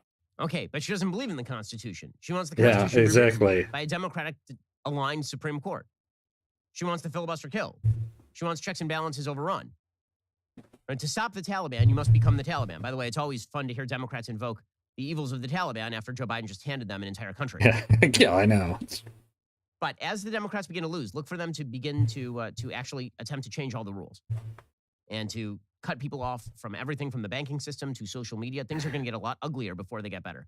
Okay, in just 1 second, we'll get to the latest from Ukraine. The latest is everyone is confused. No one knows what's going on. First, Yeah, if you're in a exactly. business, you need to be as efficient with your time as possible. Efficiency is key. We spend a lot of time here at Daily Wire on efficiency issues and data mining and making sure we are doing everything in the most cut-to-the-bone possible way. If you own a business, there just aren't enough hours in a day to waste playing phone tag. The list of customers you need to reach does not get any shorter, especially when business is good. That's why local businesses everywhere are turning to Podium. Podium makes every interaction as easy as sending a text. Everything that makes your business great can get done faster with Podium. It's not just a better way to communicate, it's a better way to do everything. You can gather reviews, collect payments, even market to your customers using text via Podium. Podium makes it all as easy as pressing that send button. You won't just free up more time, you'll grow your business and get more done. I mean, how many times have you ever responded to a telemarketer call? The answer is like close to 0. But Yeah. how many times have you read a text? The answer is close to 100% of the time. With Podium, you'll close deals with customers before the competition even has a chance to call them back. Join more than 100,000 businesses that already use Podium to streamline their customer interactions. Get started for free at podium.com/Shapiro or sign up for a paid Podium account. Get a free credit card reader. Restrictions apply. That's podium.com/Shapiro. Alrighty, the second gathering for my book club kicks off this Thursday, 8 p.m. Eastern, 7 p.m. Central. Unless you're a very fast reader, you should have already joined the book club at thirdthursdaybookclub.com and signed up as a Daily Wire member to get my notes and guide for tomorrow's discussion. February's book of choice is Adventures of Huck Finn, a classic by the great Mark Twain. You can get my essay over at thirdthursdaybookclub.com. And of course, we are only in February. There are like 10 more books to go this year. Join the book club today. Make sure that you get your reading resolutions done by joining that book club. It's great. You get my full notes, guide to every month's book. Then on the third Thursday of every month, I sit down with our All Access members online for an in-depth lecture and discussion. You can ask me questions directly. It's super premium content directly for you. I'm excited to hang out and discuss Huck Finn with you this Thursday, 8 p.m. Eastern, 7 p.m. Central, over at dailywire.com. Also, if you missed the world premiere of Shut In this last weekend, well, you missed out. But here's the thing. You can see it still. All you have to do is get a membership today. And let's be honest with you. We need your membership. And the fact is, Hollywood has billions of dollars at its disposal to make films that slap you in the head about how terrible you are. But Yeah, we have exactly. you guys, your membership. You make it happen. If you want us to keep competing with Hollywood, then you need to help us out by heading on over to dailywire.com/subscribe today. And then you can watch Shut In and Hyperions, which is coming out next month, and Gina Carano's new movie, which is coming out this summer, and it looks fantastic. So please help us out. And we have great content coming out for you all the time. In fact, we have a great new piece of content. It is titled The Enemy Within. It's our new series featuring acclaimed journalist and expert in national threats, Lee Smith. In the show, Smith uncovers a political coup orchestrated by America's ruling elites to generate their own wealth and power at the expense of the American people's safety and freedom. From Anthony Fauci to our educational system to Hollywood and everything in between, every episode takes you deep into what's going on behind the scenes, what those who are supposed to be protecting you don't want you to know. Here's the trailer. What if everything we think we know about our leaders, our society, and our relations with the rest of the world is wrong? America is facing two major challenges. One is the Chinese Communist Party. However, the most significant threat comes from within. You're trying to obscure responsibility for 4 million people dying around the world. Okay, Senator Paul, you do not know what you are talking about. We've already seen evidence of how the elites want to run the United States. They're modeling themselves after Chinese autocracy. For over a decade, the People's Republic of China has stood publicly accused of acts of cruelty and wickedness that match the cruelty and wickedness of medieval torturers and executioners. Dianne Feinstein had a Chinese spy as her driver for 20 years. We're not talking about one person infiltrating senior levels at the CIA or the White House. We're talking about an entire elite class throughout the political, corporate, academic, cultural, and media establishment. My name is Lee Smith. I've been a journalist for more than 30 years. This is the most astonishing espionage and infiltration operation in history. What you're going to see in this series will shock you. This is The Enemy Within.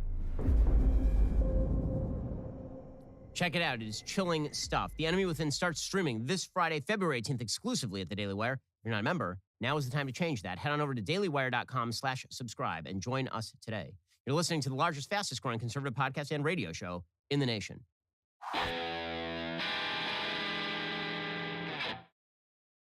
Meanwhile, the confusion over Ukraine continues. I mean, this is just not stopping because at the same time that Russia is announcing a pullback, NATO is saying, well, maybe you're pulling back and maybe you're not. NATO announced this morning that they don't actually believe that the Russians are pulling back, even though the Russians are now broadcasting video of tanks moving from Crimea back to bases inside of Russia.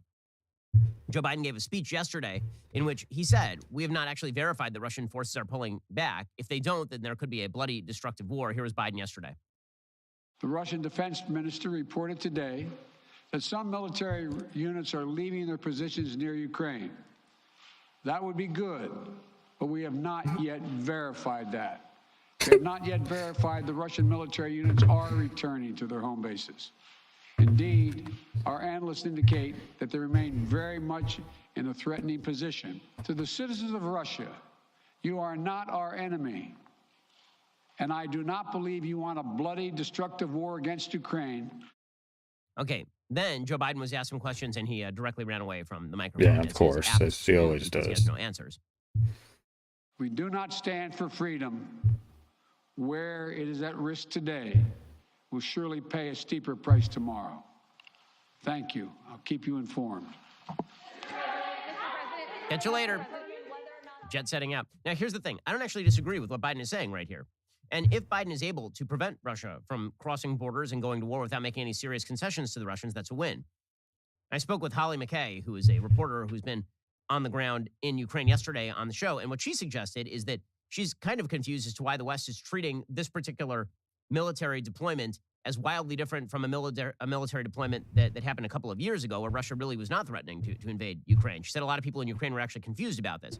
So what we have here is a bunch of battling narratives. You have some people who are saying that the West is exaggerating the threat of Russia in order to drive up support for Ukraine and perhaps dissuade Putin from doing anything, or to maybe notch Biden some sort of political victory if Putin doesn't invade Ukraine. That's the very cynical view. And then there are folks who are saying, no, Putin's actually threatening Ukraine. And the West is doing what it can to dissuade Putin from going in by mentioning over and over and over again that he's the aggressor. And then there are those who are saying, well, Putin actually is not intending on going in. He's threatening because he wants to win some sort of concession. The West will probably give him that concession, and then he will get a win without actually having to fire a shot. The bottom line is that it is mass confusion over there right now. James Clapper, who's the former director of national intelligence, he suggested that Putin is backed into a corner. I don't know why he thinks Putin is backed into a corner. I really don't. I don't think that Putin's backed into a corner in any way, shape, or form. It seems to me like all options are still on the table for Putin. He could invade Ukraine at any moment. A bunch of embassies have already been moved from Kiev to Lviv, and they've moved west. So I don't really understand why he thinks this, but here we go. Do you agree? Is Putin now backed into a corner and now operating from a position of weakness? Well, I don't know. I think he is backed in a corner, and for one, there's no way that invading Ukraine is going to help any of the considerable problems that Putin faces at home. Okay, well, I mean, that may be true, but that's not going to stop him from doing it. Exactly. According to NATO, as I suggested, while Putin is claiming that he's pulling forces away, NATO says that Russia's continuing its military buildup around Ukraine, according to the Wall Street Journal. On Wednesday, the day on which some U.S. intelligence officials had said a Russian invasion was likely to occur, Ukrainians rallied across the country in a display of solidarity and defiance, raising the national flag, singing the anthem, in morning ceremonies. The country was rattled by a cyber attack the previous night. NATO Secretary General Jens Stoltenberg said, quote, "We have heard the signs from Moscow about readiness to continue diplomatic efforts. So far, we have not seen any de-escalation on the ground. On the contrary, it appears that Russia continues its military buildup. But the Russians are fighting a propaganda war in which the Russians keep maintaining that they are pulling out. And I think the goal here is to suggest over and over again, they are ready for peace, they're ready for negotiations. And then, oh my God, negotiations failed, we might have to go in." So the West, meanwhile, meaning the United States and NATO, they're saying, we're not seeing any real Russian pullback here. You still have all your people in attack position. You're moving some people out, and you're putting out propaganda to suggest that you are now pursuing diplomacy. So that way, if diplomacy goes sideways, you can blame us for the diplomacy having gone sideways. It seems to be very important to the Russians to create dissension in Western ranks by suggesting that the true aggressors here and the true problems are intransigent American, British, German, French forces. But that's not the reality. I mean, Putin is a master manipulator. On Wednesday, Russia's defense ministry said some of the units had begun leaving Crimea, which Moscow seized from Ukraine and annexed in 2014 for their permanent bases. Some of those bases aren't particularly far from Ukraine. Ukraine itself has launched military drills of its own along the borders with Russia and Belarus as well. Ukrainian President Vladimir Zelensky actually donned fatigues and arrived on Wednesday to inspect exercises in the Rivne region near Belarus. Meanwhile, the Russian Duma apparently is voting on whether to urge the Russian government to just annex parts of the Ukraine, which of course would precipitate some form of warfare. Yeah. So it is a disaster over there. We still don't know how it plays out. Everybody is sort of holding their breath. The markets are bouncing all around based on this. They don't know whether it's war, whether it's not war. Jen Psaki was asked about gas prices rising, which has been happening in part due to the conflict with Ukraine. Here was her answer. If Russia decides to invade, there could be consequences here at home, and that could have an impact on energy prices, which could have an impact on prices at the gas pump. And while we are taking active steps to alleviate the pressure on our own energy markets, and every option is on the table to offset rising prices. As you saw the president act last fall, range of options remain on the table. He also wanted to be very clear and direct with the American people about what the impact could be, and the fact that in his view, defending democracy and liberty is never without cost. Okay, I'm just amused to hear this administration say liberty is never without cost. Also, lock down forever, mask your children, and make sure that you vax 27,000 times until Joe Biden tells you it's safe to go outside again. But policy on Ukraine, we can't deem it a failure or a success until we see the actual result of the policy. So far, it seems like it's successful in at least staving off a Russian invasion for the moment. Alrighty, we'll be back here later today with an additional hour of content. Coming up soon is the Matt Walsh Show. That airs 1:30 p.m. Eastern. Be sure to check it out over at dailywire.com. I'm Ben Shapiro. This is the Ben Shapiro Show. Okay, let's see. The Ben Shapiro Show is produced by Elliot Feld. Executive producer Jeremy Boring. Our supervising producer is Mathis Glover. And our production manager is Pavel Wydowski. Let's see if Mr. Bill's on.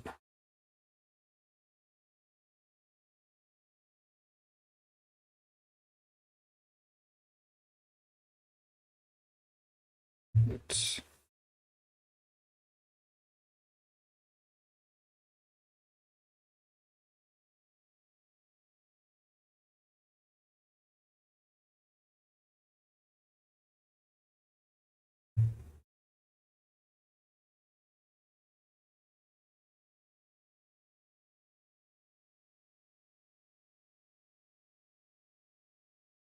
I think we still got a few more minutes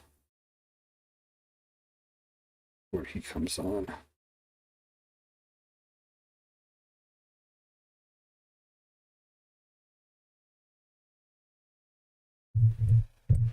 We'll watch him and then we'll go ahead and call the night. Probably be on again tomorrow. Actually, let's see. I haven't.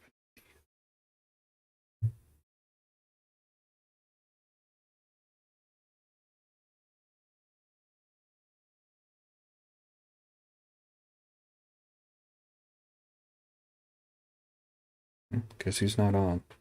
Thought he was on.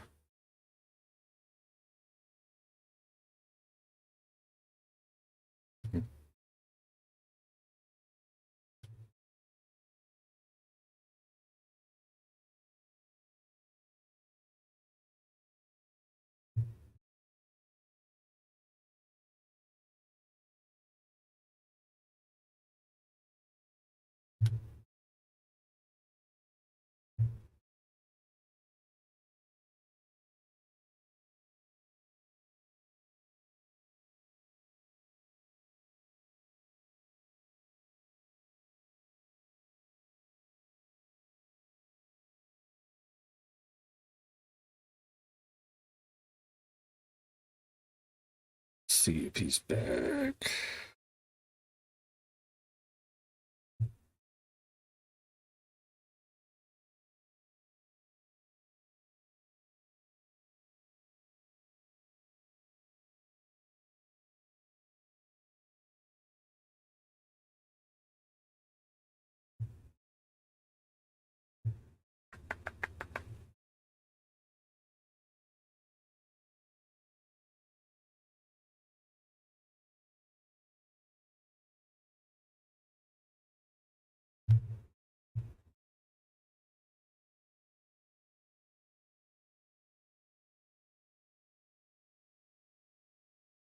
Oh, shit.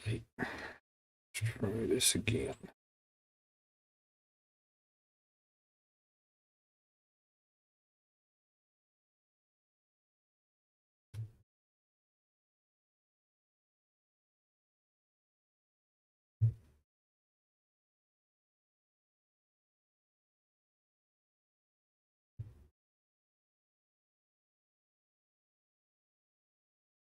Ah, here we go. Okay.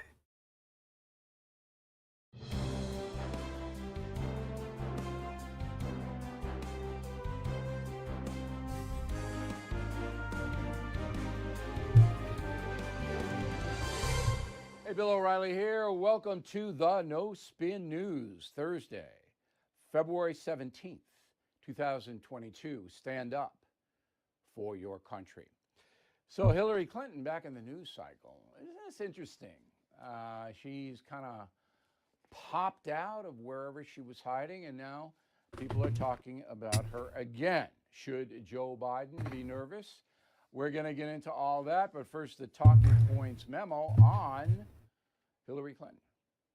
So, as you probably know, the special counsel, John Durham, working for the Justice Department, announced last Friday, 6 days ago, that there was spying on the Trump Tower and the White House by a software company hired by the federal government which was involved, probably more grammatically correct, with the Clinton campaign.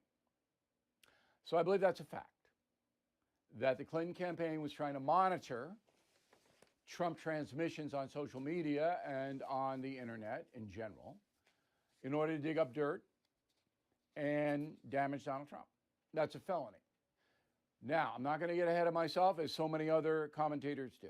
We're not going to speculate. This is a no speculation zone. I don't know if John Durham can prove it. I do know that he alleges it. So, the Hillary Clinton campaign has some splaining to do, as Ricky Ricardo once said. But Mrs. Clinton is defiant.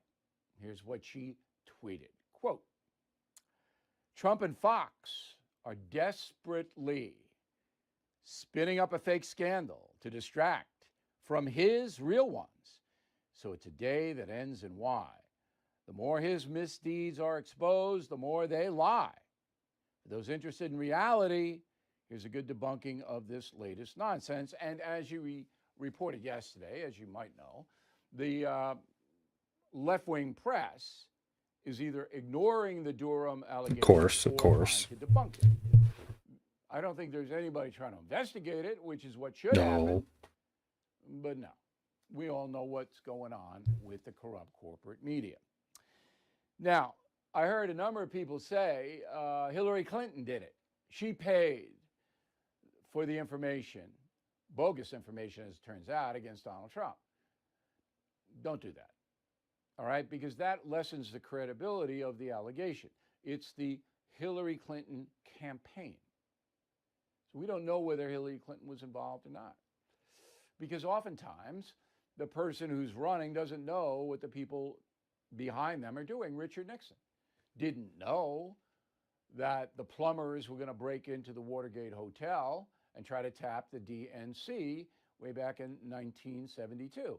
However, when he found out, he lied about it, tried to cover it up, and that's why Nixon resigned. So we don't know what Hillary Clinton's involvement was. We have to wait, not speculate. That rhymes. Wait, not speculate. Because look, if you want to be a credible source of information, and I believe I am, all right, I think I've proven that over 25 years of doing news analysis, you can't out-kick your coverage, as they say in football. You have to go where the evidence leads you. And so many people don't do that today because it's more shocking and exciting to accuse. Without any like some Twitch streamers whose name we will not mention. In the Bad Bunny news or the cable news, you don't need to back anything up. You just throw it out there. We don't do that. But I will say it's a serious situation. Seabiscuit does it too. Durham, he's going to take his time. I don't expect it, shortly. But he's got something here.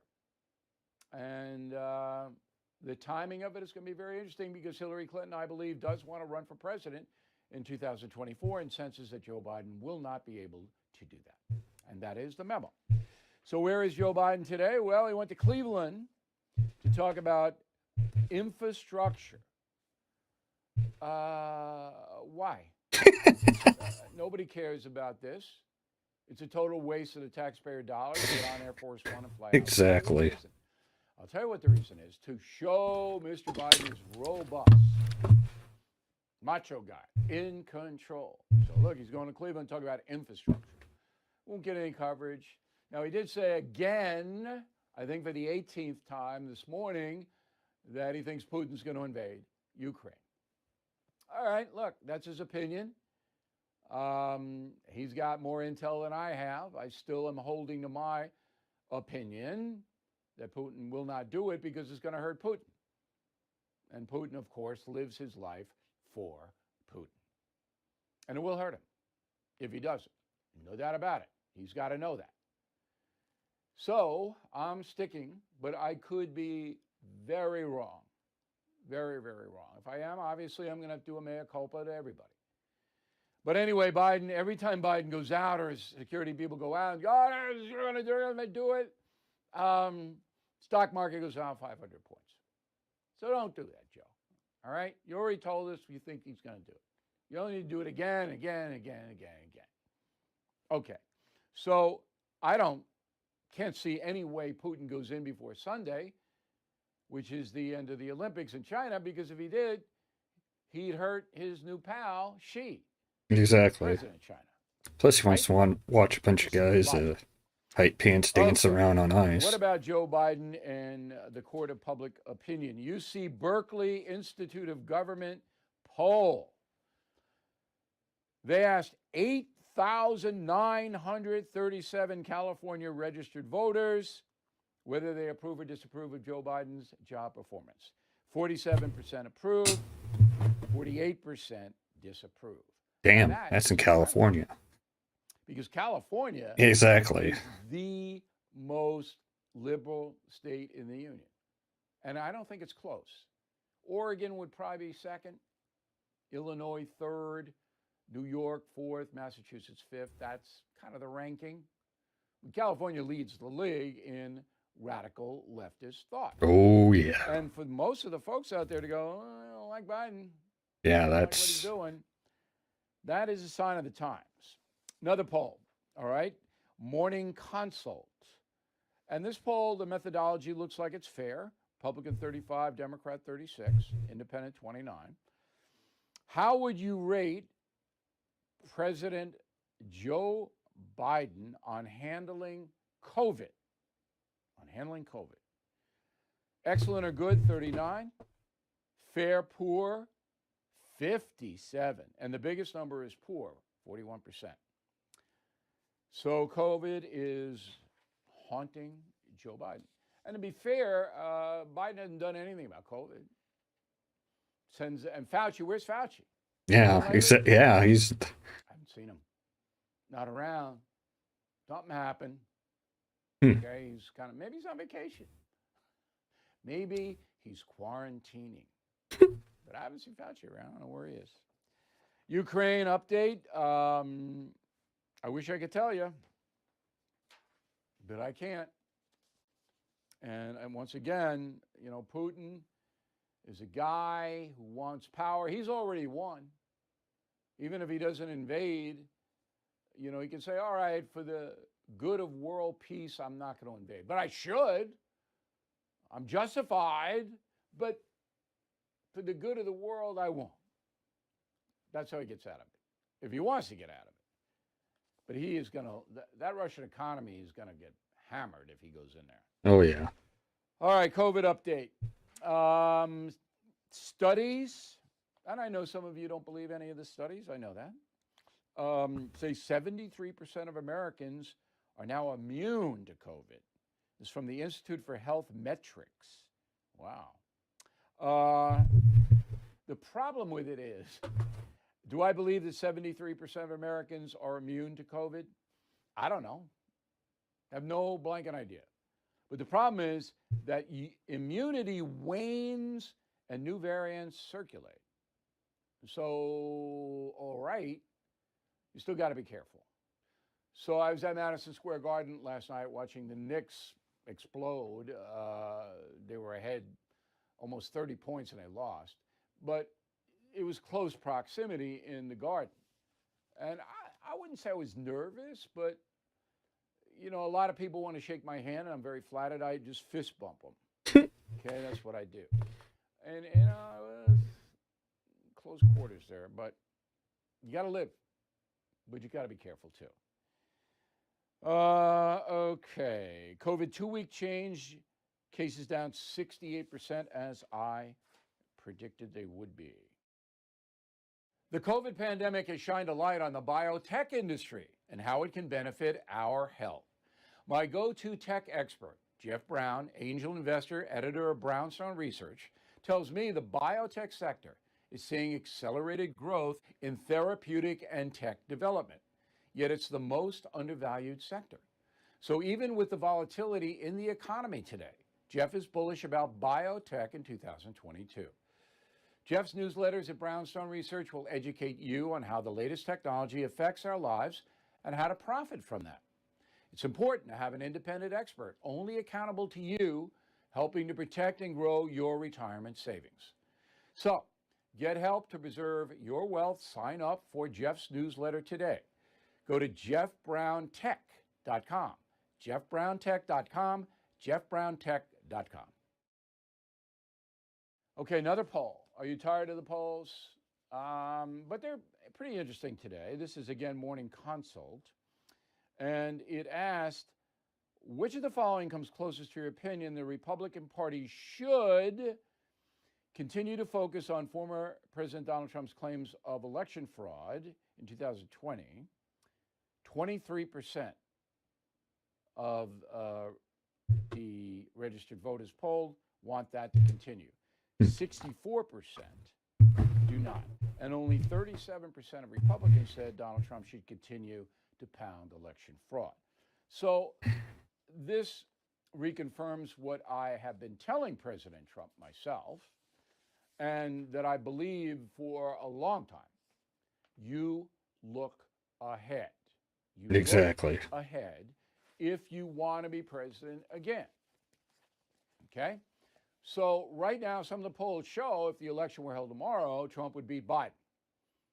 And he beat Hillary or whoever the Democrats throw up there. But he could do better, Donald Trump could, if he would stop with the election of 2020.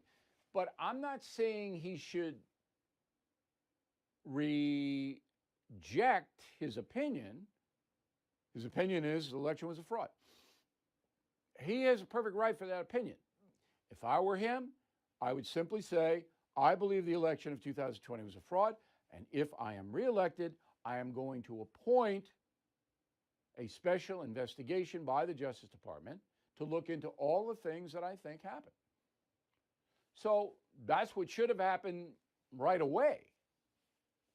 But that way, Donald Trump could get hard data about alleged election fraud and would have the resources to do it. And I think the American people would want to know the truth. I certainly do.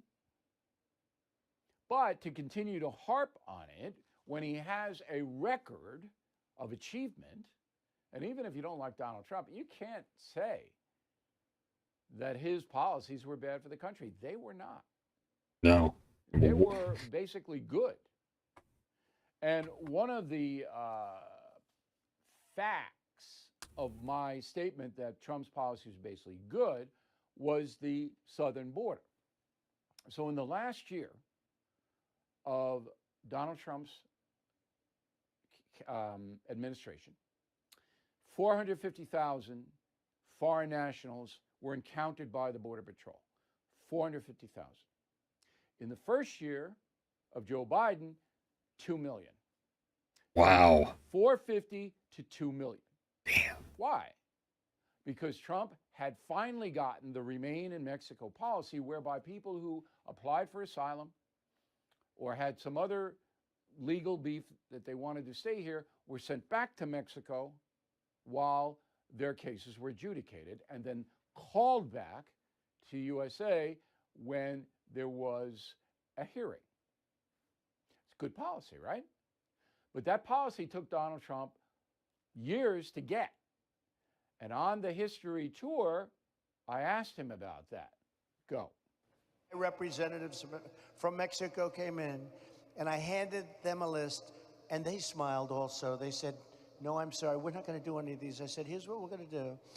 If this isn't approved by Monday, this was a Wednesday, if this isn't approved by Monday, we're going to put a 25% tariff on every single thing that you sell into the United States, including cars, because, you know, they took 32% of our automobile manufacturing business over the course of 20 years, 25 years. So it was very interesting, though, the response. So they wouldn't even think about doing it. Nobody thought it would be possible. I would say I got the approval in about 2 seconds. They looked at me and they said, we'd love to do it. Now, Trump has a pretty good grasp of facts. Yeah. Okay, now I showed you that clip because tonight, Thursday, all right, at 8 p.m., BillO'Reilly.com premium and concierge members can see the highlight reel of all 4 Trump history shows. We put it together. We're streaming it from 8 p.m. Eastern Time tonight to midnight Monday in honor of President's Day weekend and because we like you. Now, if you are not a premium member or concierge member to BillO'Reilly.com, and remember, you get it free if you are, okay?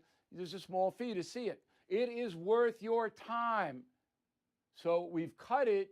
It's a highlight reel of a lot of different subjects, but you will see a totally different Donald Trump. Totally different than what he does in his rallies and what he does with the press on the news shows. He is totally different. He is very specific about, and that's what he did.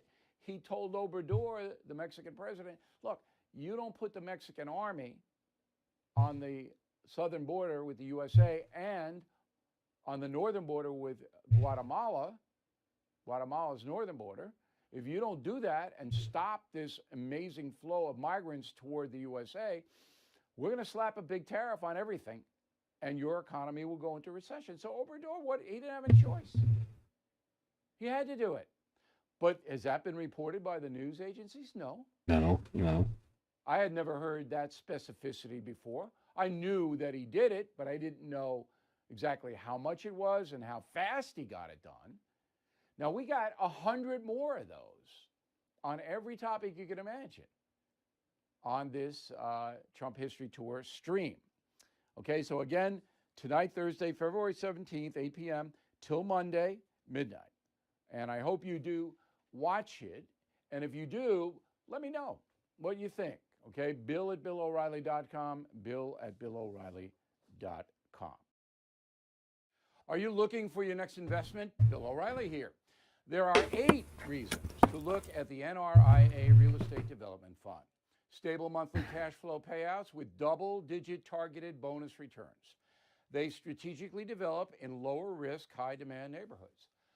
Prime new construction is short on supply and high on demand. Diversification is safety from stock market risk. They have a short and long-term strategy for returns today and down the road.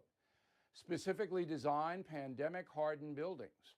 They are 15-year industry leaders with a proven track record.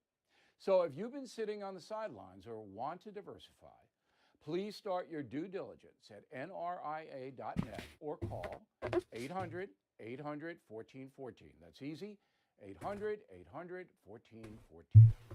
An offer of securities is only made by the NRIA Private Placement Memorandum. Read it first. Past performance does not guarantee future results. NRIA is a real estate development firm. Learn more at nria.net.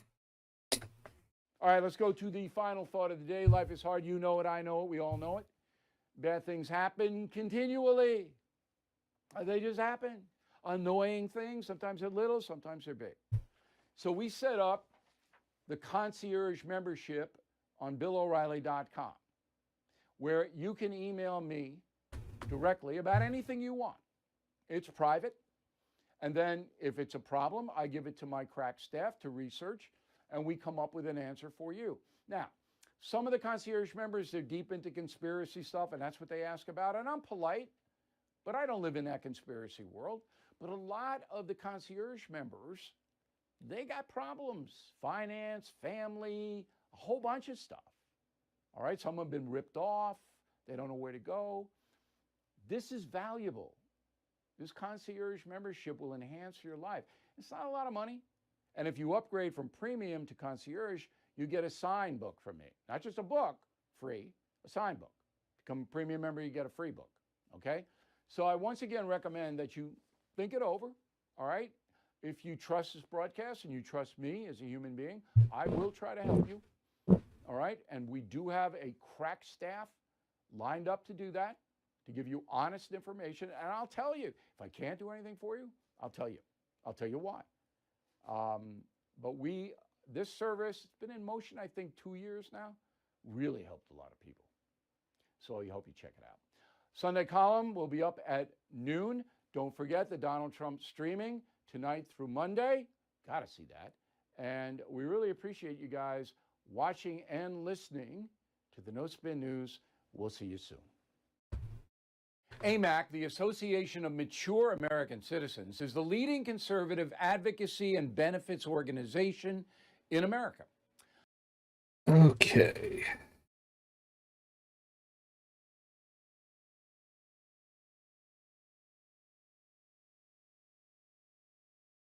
So I think we're going to call it a night for tonight. We will see everybody probably be on tomorrow night. But like I said, like, subscribe, check us out on Twitter, Facebook, YouTube.